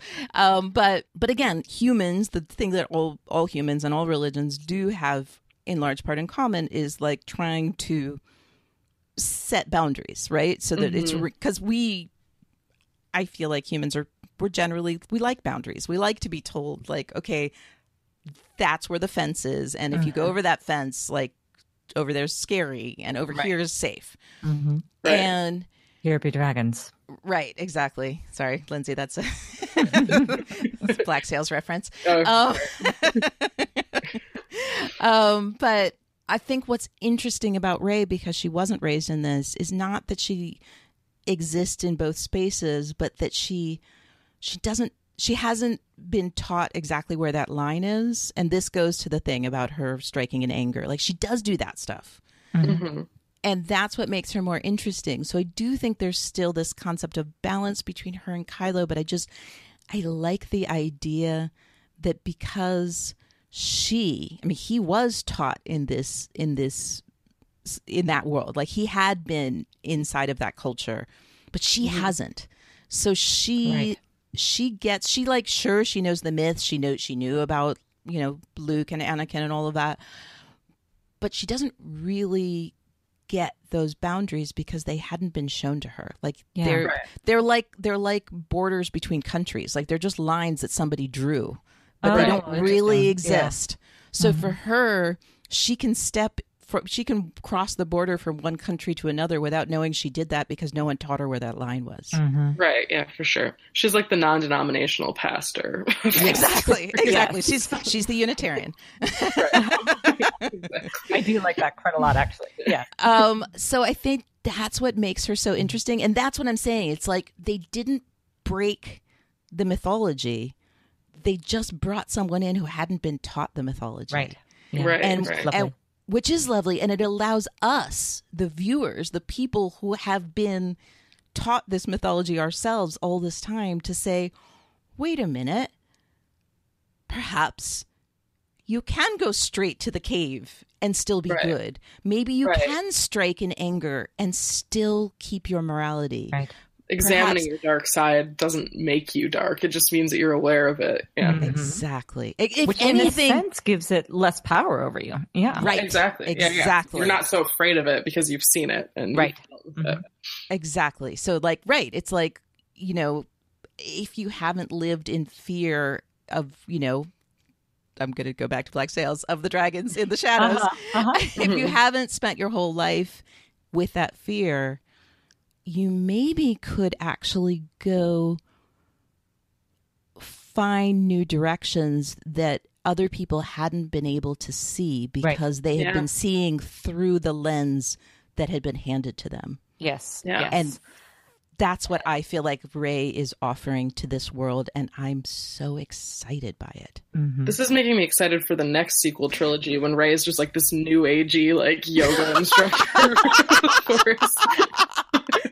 with like her crystal body with the force. Yes, absolutely. Like, let me make you some tea and offer you some crystals. Exactly. Into it. So yeah, I just find that so fascinating. Okay, and let's get to the Red Room. Okay, so the Red Room, so many levels when you talk about the sexual stuff too, but sure. When it comes to the Red Room, I do not like this piece of set design. I feel like I am watching a theater. I know I'm the only one who feels that way. But that is how I don't think you're remotely the only person who feels that way. I'm just not. I just don't feel that way, but I think I think there are other people who don't love it. I think it's very I think it's very samurai movie intentionally. Yes. So that's what I think that comes from. But it is it's pretty different than what we've seen before too in the films. So yeah. Well, I can tell you why I do like it. Mm-hmm. This goes back to in The Force Awakens, when you see Rey and all the nostalgia, right? That film is just like chocolate nostalgia. Yeah. And also we see that Rey herself has nostalgia for things we have nostalgia for, right? Like when she's, got a little hat. Sure. Exactly. So I feel like in this trilogy now, we have a lot of posing. We have a lot of the characters feeling the need to reference the past very intentionally, right? So we have Kylo with his, with his helmet thing, the boy in the hat, whatever it is that Snoke says to him this time, which I loved. And but Snoke isn't immune from that himself. And so got a pretty big emperor vibe going on. Exactly. So I just feel like that really blended well with this idea that this is after the fall. Like this is after everything fell apart for everyone. So everyone's just like grasping on to the old stories. It's like when any empire falls, it's just like there's always nostalgia for it. And people try to use the symbolism of fallen empires to elevate their own authority. And for me, the artificial feeling of that room fit with that whole concept, that's what Snoke was trying to do. So it was almost like a piece of propaganda. Yes, exactly. Interesting. Okay. Yeah. Yeah, and it feels very showy intentionally. Yes. So, someone walks into that room and they're going to be scared shitless. Exactly. Exactly. Yeah, that's a good point. Yeah. Right. And I hadn't remembered that the Emperor, in the prequels, the Emperor did also have like his guard that had red robes. Like it didn't come from nowhere. Right. Exactly. Right. But what I love is not the room itself. I mean, the room is cool looking. It's very red. There's a lot of red in this movie. Yes. What I loved about this was the thing I never, ever, ever imagined seeing, which is somebody with a red lightsaber and someone with a blue lightsaber fighting together in harmony. Oh, sure. Mm-hmm. That's what I love. It's the fight, not the... I mean, the room's, again, the room's cool. Whatever. You like it or you don't like it. It's your aesthetic or not. But what's amazing to me is the battle. Mm-hmm. And how, like, every time I watch that scene, which is a lot, I'll literally just go back and watch it sometimes. Oh, yeah. Cool. But I love that. I now downloaded GIFs, so now I can just, like, on my phone, just be like, whenever, like, look at a little GIF of that. Right. It's just the first, so obviously it's amazing, when Rey catches the lightsaber and it just sort of pans over. It's so good. It's so good as Snoke falls apart in the background, but also when her and Kylo start fighting, they literally at one point grab each other's hips. Did you notice that? And kick at the same time. Yes, they're literally, it's very cool. They're literally like operating as one body almost at certain times in there. It's basically a big sex scene. It is. It's a fighting sex scene. It that way. It is. Yes. It is. Suddenly we're speaking Elizabeth's language. I would be offended, but it's true. Suddenly, fight scenes much more appealing, or at least this one. But I mean, again, that's what's so cool. It's like it's a gorgeous fight scene. The choreography is incredible, and I'm not the biggest lover of that, but when it's good, I love it. Yeah. Yes. This is good. This is clearly I think that's also, I mean, just to talk about it kind of in the context, I know we're mostly sticking to text only, but the first time I saw that in theaters was like one of the most exciting moments in my life, because I saw it in a critic screening, which, people say the critics aren't fans. They're the biggest fans, because I've never been a part of an audience that just freaked out so much the second that lightsaber falls into Rey's hand. Was just like, and you realize that they're going to fight together. It was just, people were like screaming. It was awesome. That's so much fun. It was I so love that. Fun. Yeah. Yeah, no, that's amazing. And it is. It's just, I was in a packed theater, but not in a like a super vocal theater, but just for me personally. I mean, I was just screaming inside of myself because it was so beautiful, because it was so empowering, because again, it simultaneously broke everything I ever expected. Yes, it's the most shocking thing. But also made sense with everything I had ever seen before. And that's what I loved about it.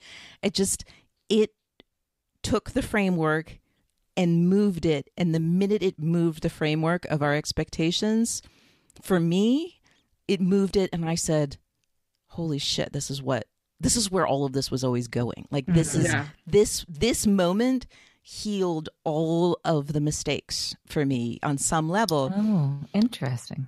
Well, the idea again, it just, and on your first watch, you actually do just like Rey. I was hopeful, like that they just like Rey. I was along for that emotional ride where she like finishes and she's like, okay, let's go save everyone, and then I was like, yeah, and I was like, oh fuck. It's not gonna do that. Right. I love the conversation they have afterwards, though. That's so great. All of the forget the past, kill it if you have to, or it's so good. And also the thing, this is also again, I don't want to bring the outside world into this too much, but I know a lot of people have been it's been a whole thing about Rey, Kylo telling her that her parents were nobodies and maybe he's lying to her or whatever, but she's the one says it. Yeah. It gets kind of misconstrued a lot amongst things that I've even just read and seen in dialogue about the movie. And I think it's so much more powerful when you realize, like, no, he's literally just looking into what she's already discovered for herself, which is so much more tragic, I guess. And right, because it's not like he knew this. He didn't like research it or something. Right. How would he know? He only knew because he read her, Exactly. Right. The only way, right. Exactly. The only way this works is that they each looked inside each other's minds. Yes. Which reminds me, heart, you know it to be true. I was going to say, this is such an interesting thing about the Jedi that we were talking about before, where they're like, search your feelings or search your heart, but ignore your feelings. They'll betray you at every time. Like, okay, you can't have it both ways, you guys. You gotta figure this out. Right. Yeah. That was, I don't know if I put that on the list. Emotionally mature. But it's the dark side that usually says search your feelings, to be true. It's not the Jedi. That's something that, Vader says. Does someone else say it too? I know that Vader says it. For some reason, I thought that Vader says it when he tells said Luke. Something like that at one point. Luke I think, says it to Vader as well. He says it to. Who says it to? Is it?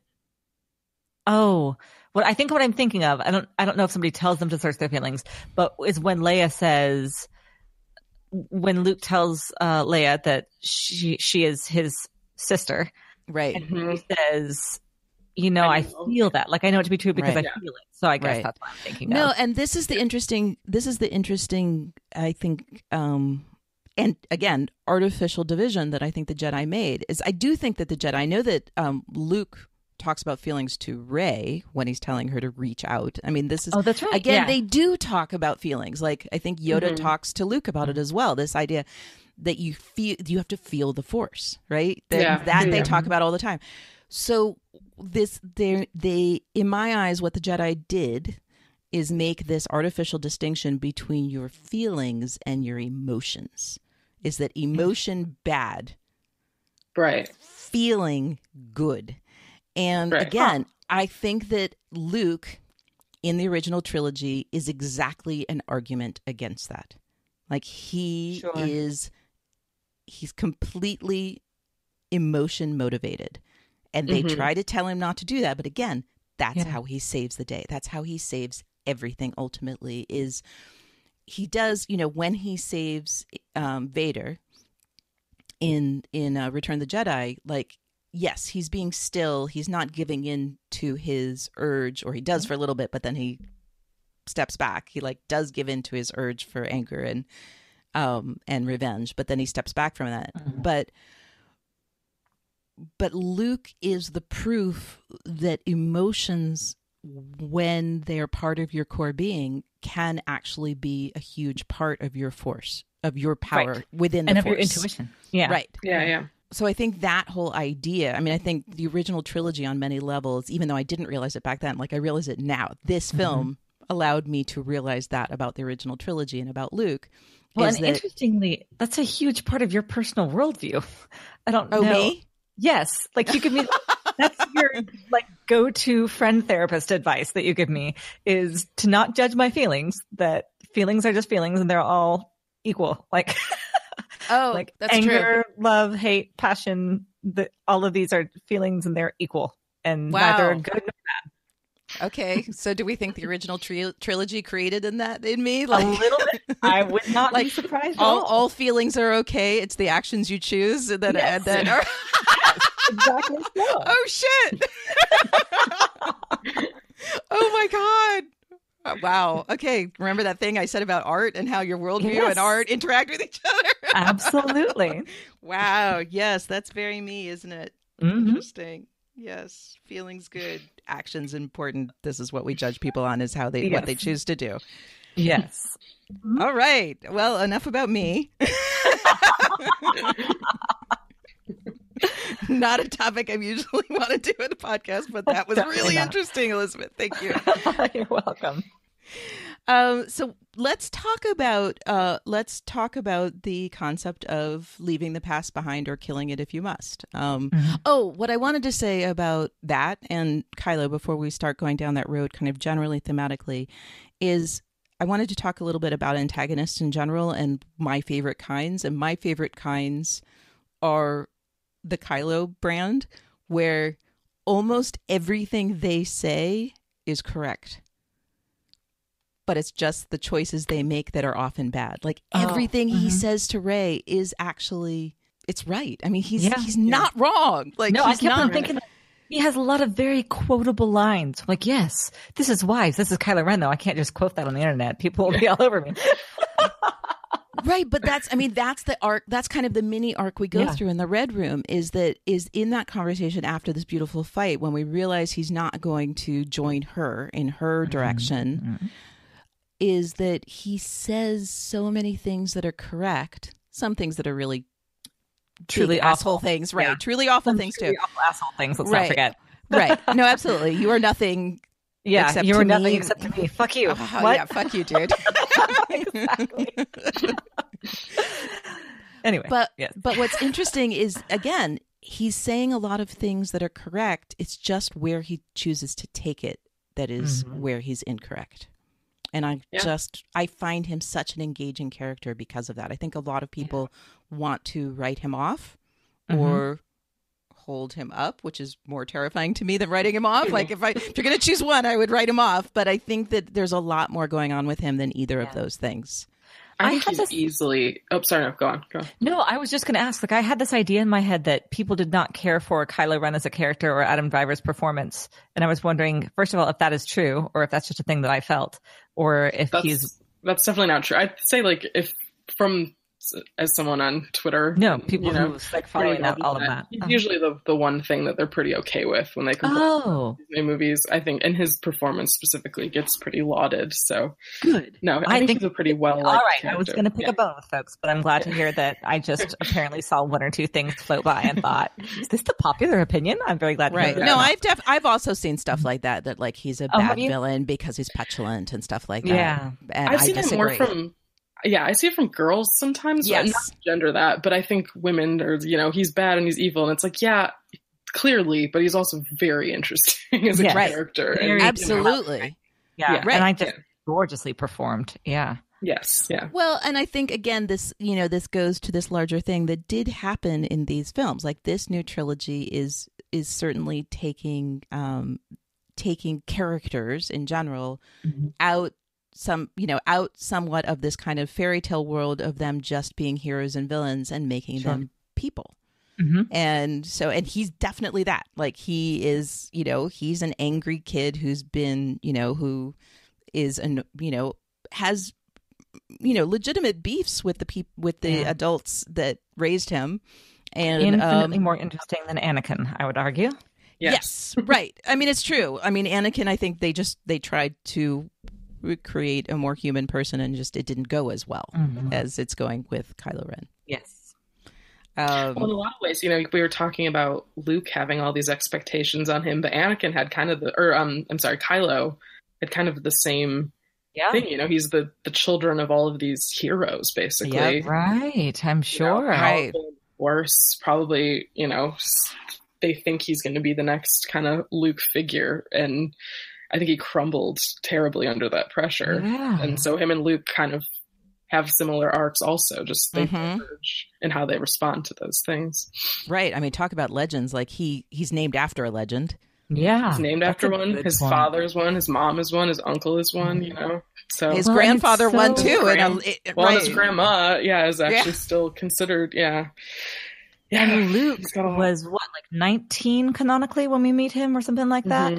So he's gone past that rebellious phase, but can you imagine being like a chosen one and going through your rebellious phase, and your rebellious phase leads to like the destruction of the Republic? I mean, holy shit. Yeah, that sucks. Right? I mean, again, that is a thread that goes through all of these films. It's just like legends, this idea of legends. Like it is a bummer to be a legend. Yeah.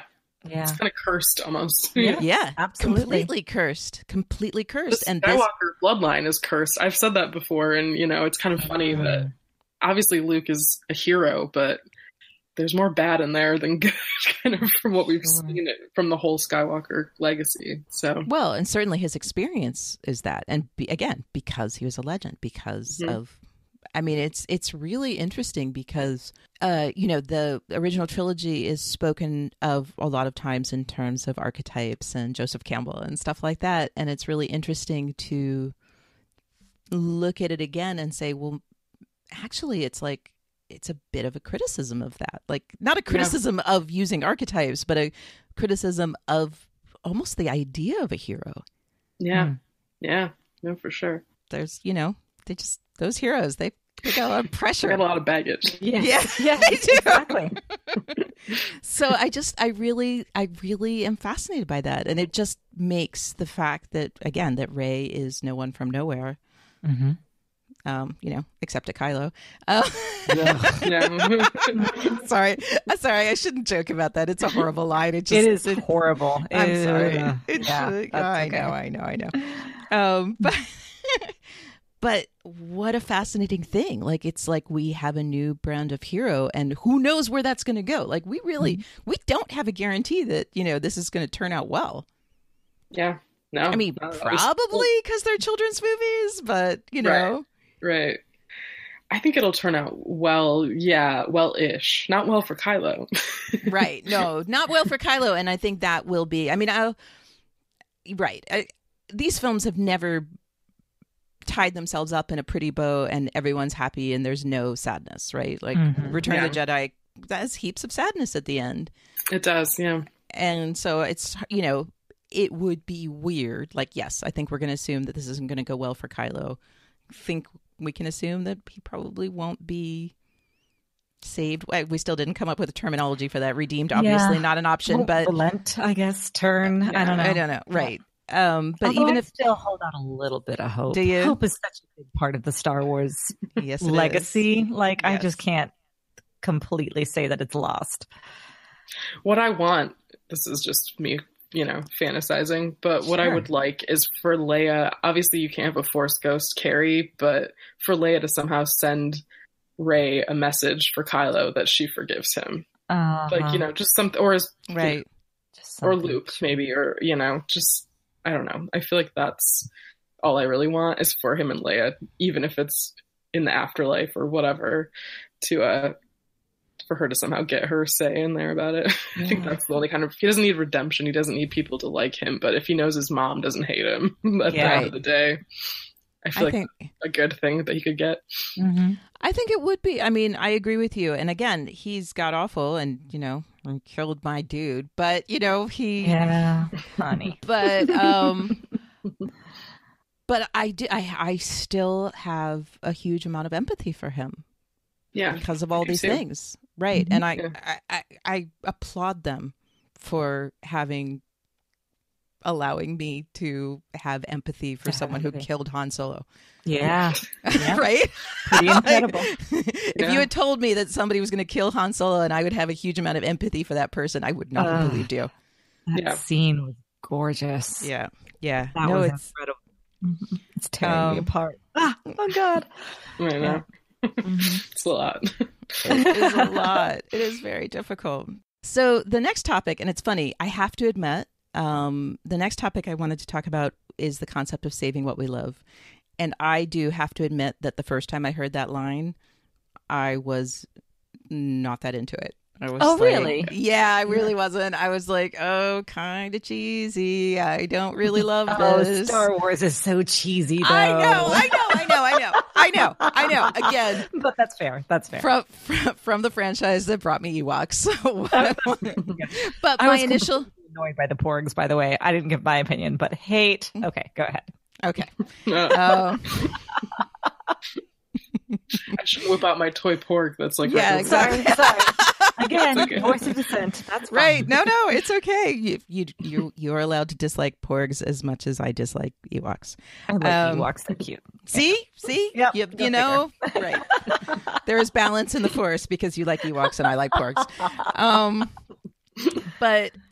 So in hindsight, in rewatches, and especially now that I've watched the whole franchise again, sure, saving what we love, I love it. Why don't you all talk about it, and then I'll talk about what this means for me. But I just realized that the whole fucking thing is about saving what we love. Yeah, that is what all the movies are about. That they are all about that. Absolutely. No, I think the theme of Star Wars always is this idea that the world could be better and should be better, and that people have the capacity for goodness and for greatness. And I love how much we keep on ringing that bell of hope and a spark and a fire just over and over and over again. And I liked that coming from Rose too, especially after saving Finn from such a violent end, although it would have also been quite heroic in many ways. So we'll have to talk about that maybe once we get to the heroism thing you wanted to talk about, Daphne. But I loved the line. The only thing I didn't like was the kiss afterwards, which to me came out of nowhere and was like, why not just an embrace? Or I don't know. Anyway. Yeah, or just the line, because the line was pretty great. Just the line. We don't need a kiss here, guys. Even Ben looked confused. Like, what the fuck? What are we doing? I wasn't crazy about the kiss, but the way I justify it is that she doesn't know if she's about to die right in that moment, and Finn was kind of her big crush, so maybe it was just like, I don't know, whatever, you know? If I'm gonna die, I want to kiss the guy I'm crushing on first, but the Finn. So I'm gonna kiss the Finn. The Finn. I love the line. I think the first time I saw it actually, I had the opposite effect of you, Daphne. I think it made me cry. Sorry, Lindsey. I'm horrible with this stuff. I like tragedy. And I usually am. I hate hope. I'm a pretty, I didn't buy that Dark Sister shirt at Con of Thrones for no reason. I'm usually pretty nihilist, which is why it's funny that I even like Star Wars at all. But I think the reason that I love it is because it's those sort of just corny messages of hope that feel like just what I need to hear sometimes, you know? It's like almost motivational speaking. And I really connected. I just loved Rose. I think she's just this ball of sunshine. And I think it's also easy to lose sight of the fact that, like, her sister died at the beginning of the movie. You know, she's the person in this movie who has kind of the most close tragedy right to her the whole time. And she still channels that into doing all of these good things. You know, it doesn't, she lost probably the person she loves the most, and she's still doing all of this stuff because she wants it to be worth it, and she wants that to matter. And that's kind of what she imbues upon Finn. It's kind of the lesson he has to learn in this movie too, is, don't run away from these things. You knew that you were running to protect Rey. That's, you were trying to save something you love, like channel that, but also do it for the greater good. Yeah. So I love it. Well, and Rose could have been, out to avenge her sister. She could have been just consumed in revenge and violence. And instead she, wears the necklace and saves what she loves. It's a gorgeous message. And she was willing to give up the necklace to save what she loves. Yes. I loved that. That's a really good point. For me, this ties back into ultimately, I mean, it knows that's obviously what Rose is symbolizing is kind of, the every person who can be heroic. But what was interesting to me in my rewatch of the earlier films is that I realized, again, this is an element of Luke. This is an essential part of who Luke is that it's so easy to read the instructions, like the things that his masters had said to him, as he's supposed to go and defeat Vader. But instead of destroying what he hates, he saved what he loved. Yeah. Like that is exactly what Luke does over and over and over again. And at the end of The Last Jedi, he doesn't cut down Kylo Ren. That's right. Saves everyone, for the people that he loves. Yeah. You're right. Exactly. When he could have swept in there and, he could have. What is it he said? He could have taken on the whole First Order with a laser sword. With a laser sword, yeah. Exactly. So yes, I mean that's what I started to realize in my rewatch of all the films is that it is that she's mirroring Luke. Like basically, I mean, I think my grand thesis of The Last Jedi is that every one of these storylines, and we've been doing this for a long time, so we can't go in depth on every one storyline. Every one of these storylines, if you look closely, actually reflects back to Luke's overall arc through all of the films. Every one of these people is showing us an aspect of our original hero. Yeah. And they all fail, which is, Yoda's big line also. Right. Each one of them fail in their arcs, you know. Poe's plan doesn't work, Finn's plan doesn't work, Rey's plan doesn't work. Yeah. That's a good Luke's point. does, but you know, that's how they all learn and grow from it in the end. So Right. Yeah. Poe fails twice. I didn't realize. Okay, maybe we can move on now to the whole heroism thing.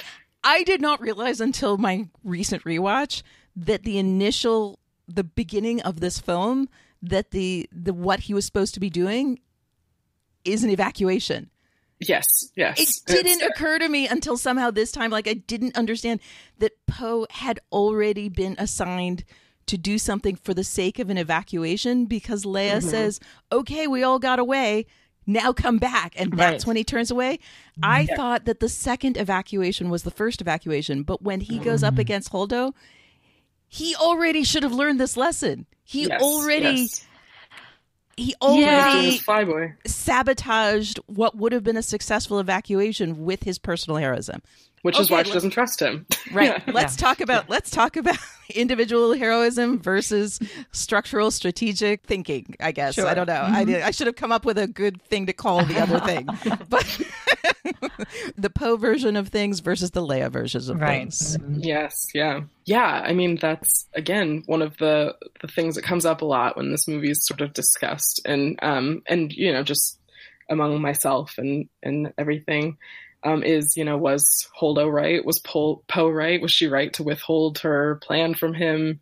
You know, was what Poe was doing serviceable to anyone but himself? I think she was totally in the right. I mean, also, as far as we know, they're being tracked, so they think there's a traitor on board. So why would she tell him her plans? You know, I think it's pretty clear that Holdo's in the right and Poe's in the wrong. I was kind of frustrated by that, especially since Poe does it twice, just because I love Poe. I love him in The Force Awakens and The Last Jedi. He's a pissant boy. And I'm like, where'd my guy go? Yeah. Like, I love this guy. So that was disappointing to me just from a story standpoint, I suppose. But I think it was ultimately, though, kind of a pretty big continuation of what he was. Like, I agree, I loved him in the first one, but because we only really see him do the heroic thing. But he also disappears for a while and then just shows up and saves the day. You know, he's there for these big heroic kind of moments. I think he gets off on that a little bit. Sure. And I think heroic moments and lip biting.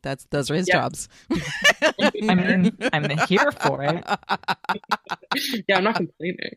Right. I think he's this character who wants that kind of glory for himself sometimes at the expense of, you know, obviously he gets more than half of his fleet killed at the beginning of this. Yeah, I think he learns a pretty valuable lesson about, I don't know, putting some of that aside, you know, putting some of that personal glory aside, because it's not always worth it. You know, it's usually not worth it. Right. Well, and this goes back to, it goes to a lot of things, but for me, this went to the overall story of Leia, which is she was, again, the practical person, the not quite as exciting heroic person, because she wouldn't, you know, run off and do something crazy.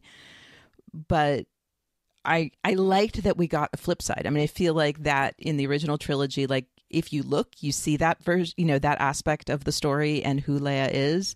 And I feel like this film really gave us that perspective for real. Like, she was always part of an organizational thing. She was never just like a lone hero. She was always part of the resistance. She was always part of, I mean, she was a princess, but she was part of the resistance. So she was always part of this larger structure that had a larger goal and plans and strategies and all of this stuff.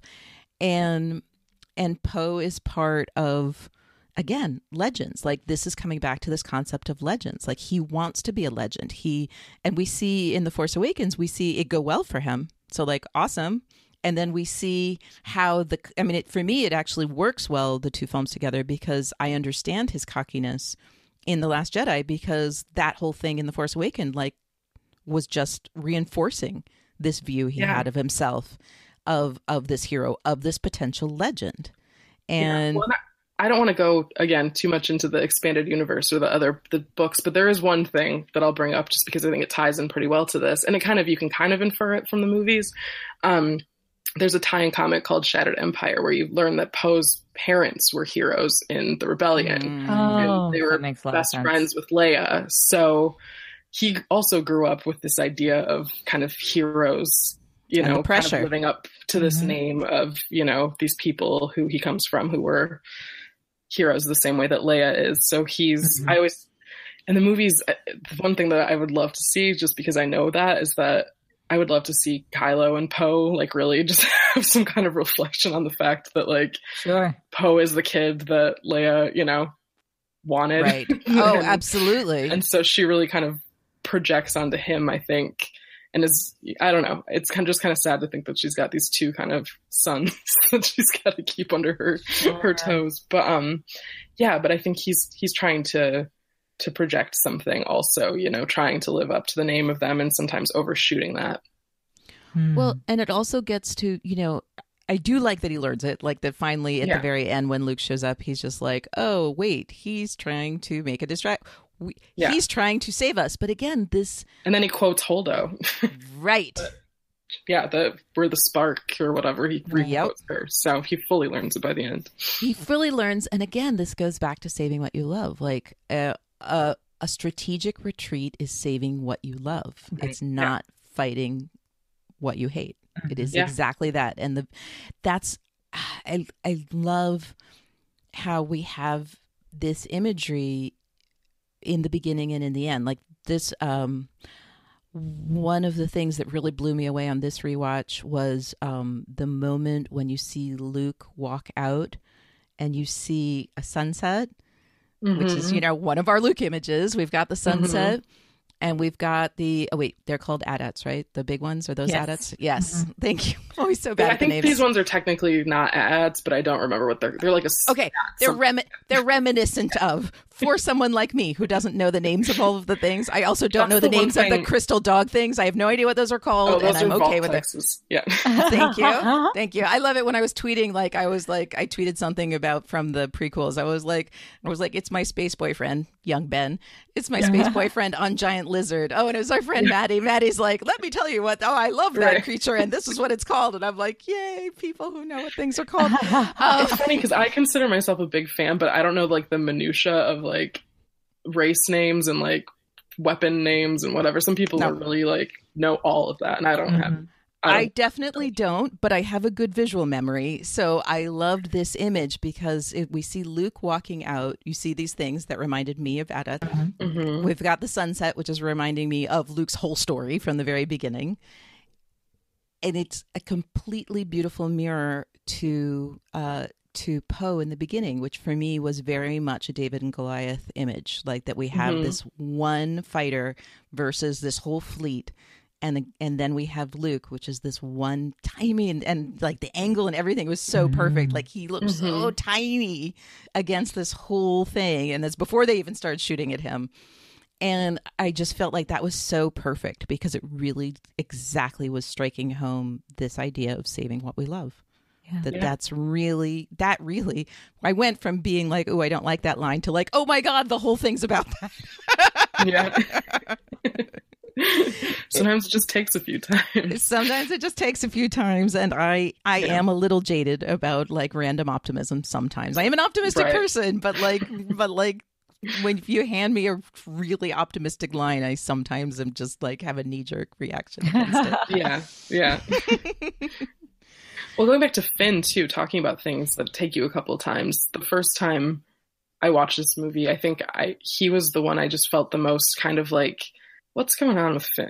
He's got the same kind of storyline that he did in Force Awakens, which is kind of running. It took me a few times to watch it where I finally really get what's going on with him here, which is, you know, in the Force Awakens, he's running away from the First Order. And then he meets Rey, and suddenly he has a family that he's never had before. Suddenly they have this family unit that neither of them ever had before, and they immediately take to each other. And so, you know, Last Jedi, he wakes up, and then this whole movie is he's trying to run to Rey. That's kind of like his pure motivation. So he's running to something. It's a little bit different. But he also has to kind of learn through Rose to fully commit to something before he tries to, you know, protect it or whatever, because he's just going to keep, that's what the DJ character, kind of Benicio del Toro's character, also shows him. This is what your life is going to be if you're just always running to and from different things and never standing up for a cause. So I think live free, don't join. Yeah, I remember that. Exactly. The more I watch this, the more, the more I kind of am okay with it. I do think Finn's a little underserved in both stories, but I think it makes a lot more sense the more I watch it. And that line comes back for him also, the saving what you love, clearly literally said to him. I also like that. I mean, I'm glad that Rose saved him and that Rose gave him that line. But what I like also is that, like a lot of characters, like I feel like he's a character that learned a lesson and then tried to overcompensate. Like, I feel like him trying to sacrifice himself was like him saying, no, I'm not going to run away anymore. I'm not, like, I am the commit guy. And I was like, and then she's like, yo, that's not really what I meant. Like, let's like, and I like that. And also, this is one of my nitpicks that I get into with people sometimes, is that that was going to be a useless sacrifice. Right. Because as Poe and Rose both tell him, the cannon's fully charged. It's just going to incinerate you. You're not going to be able to destroy it. So he was going to die literally just to serve a purpose and not to actually save anything anyway. Right. So her saving because her saving him wasn't ruining their chances of being, whatever. He was going to die anyway. They were going to be able to blow down the door anyway. So I don't know. I think he was just, he was going to overcompensate. He was going to try to prove this point. And it's like, no, it's better to live and fight than go out on a big no. It's kind of the same lesson Poe has to learn, which is like, exactly. It doesn't have to be this showy thing, sometimes just sticking your nose in it and, getting down to business is more heroic. Right. Even if it doesn't look as pretty or it doesn't look as, bold. Sometimes surviving. I mean, again, this is, and this is one of those neat things about, the middle film of a trilogy is like that you can kind of have defeat and sadness and that be part of the structure of the three films in relation to each other. And I just think it's really interesting how they did it here because we do keep, we're having defeat after defeat, and yet there's still, each character is learning through this. Yeah. Like each character is learning and growing. And I really feel, I ended it feeling like I trust these people with what they learned, again, learning from their mistakes. Exactly. That I trust. It just felt like a great jumping off point, like, because there's going to be another film. We know it's a trilogy, right? So it was just really neat use of the center film, like not like Empire Strikes Back, which that is actually my favorite, still my favorite. So that one also they learned, but I feel like that one really dug into the whole like everything must get dark and and dismal, then we have redemption, which is satisfying in a different way. But this one was a really interesting use in my eyes of a center film when we know there's a trilogy, because yes, defeat happens, but what I come out of it feeling was mostly about growth. And so it just feels really, again, like you said, Lindsey, like I'm just really excited for the next film now, because I just feel like they put us into a place emotionally where it's like, oh, I don't know what's going to happen, but I'm very like, I trust all these characters to be interesting. I'm invested. Yeah. Sure.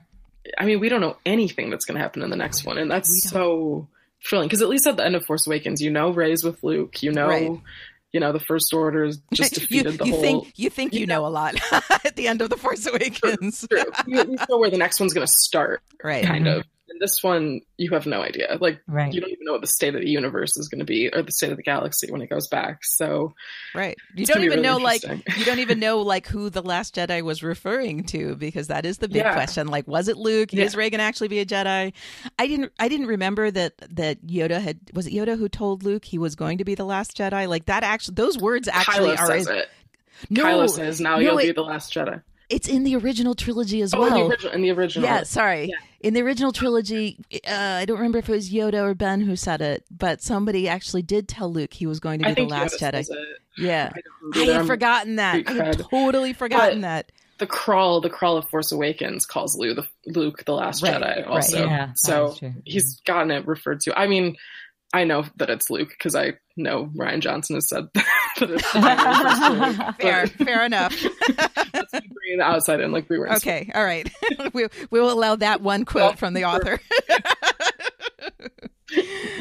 All right, ladies. Yeah, it can be up to interpretation because I think for me it feels like it has double meaning. It feels like it was Luke and now it's Rey. So right, yes. And that's also fascinating. That's also fascinating, again, with all the stuff about everything getting redefined. So he could be the Last Jedi and she could be the Last Jedi because she's taking this whole thing into a very new direction.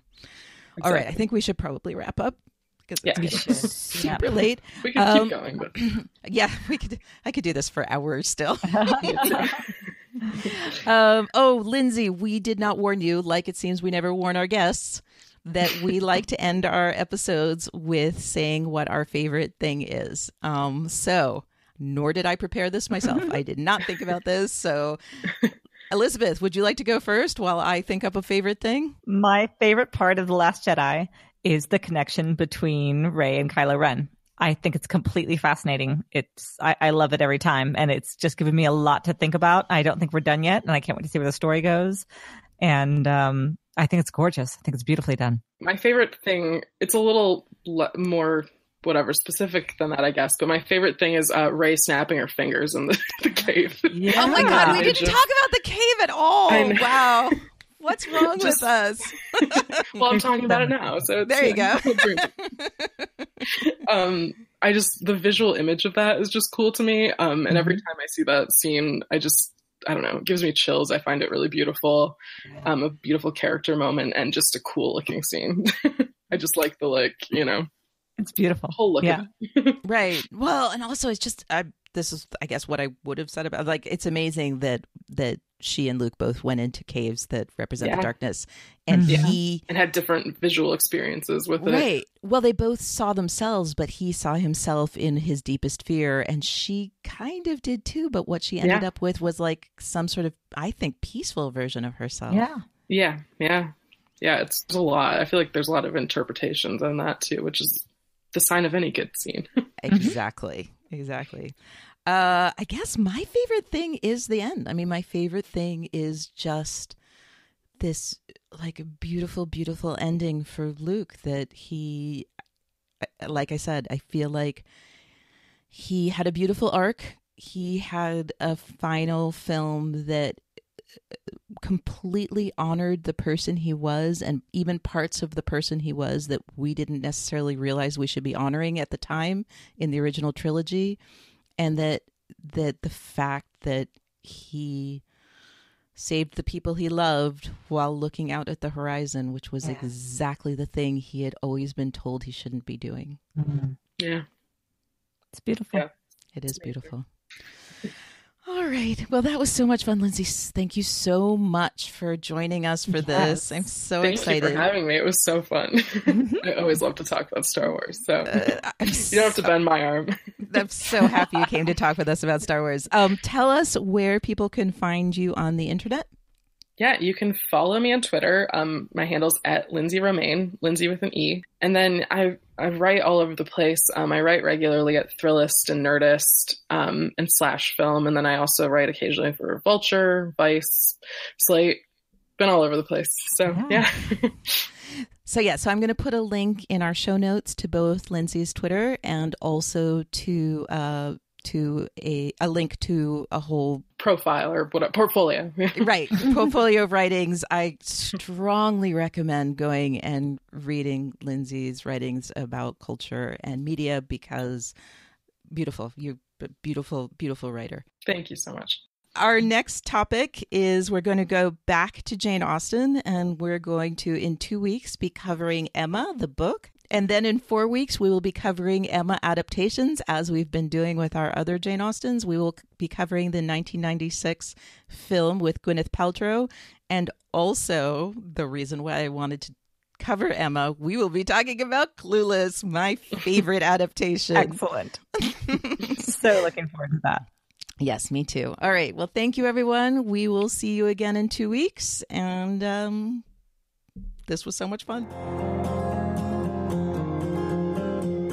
Just Say podcast is a Common Room Radio production. For more information and our other shows, visit commonroomradio.com. To show your support, pledges of as little as $1 a month can make a big difference. Visit patreon.com/commonroomradio to pledge support and access bonus features that are just for patrons. And join the conversation by using the hashtag #CanIJustSay and follow us on Twitter @JustSayPodcast. We request that you keep your tweets respectful and positive, and you can always email us at podcast@commonroomradio.com. Thanks for listening.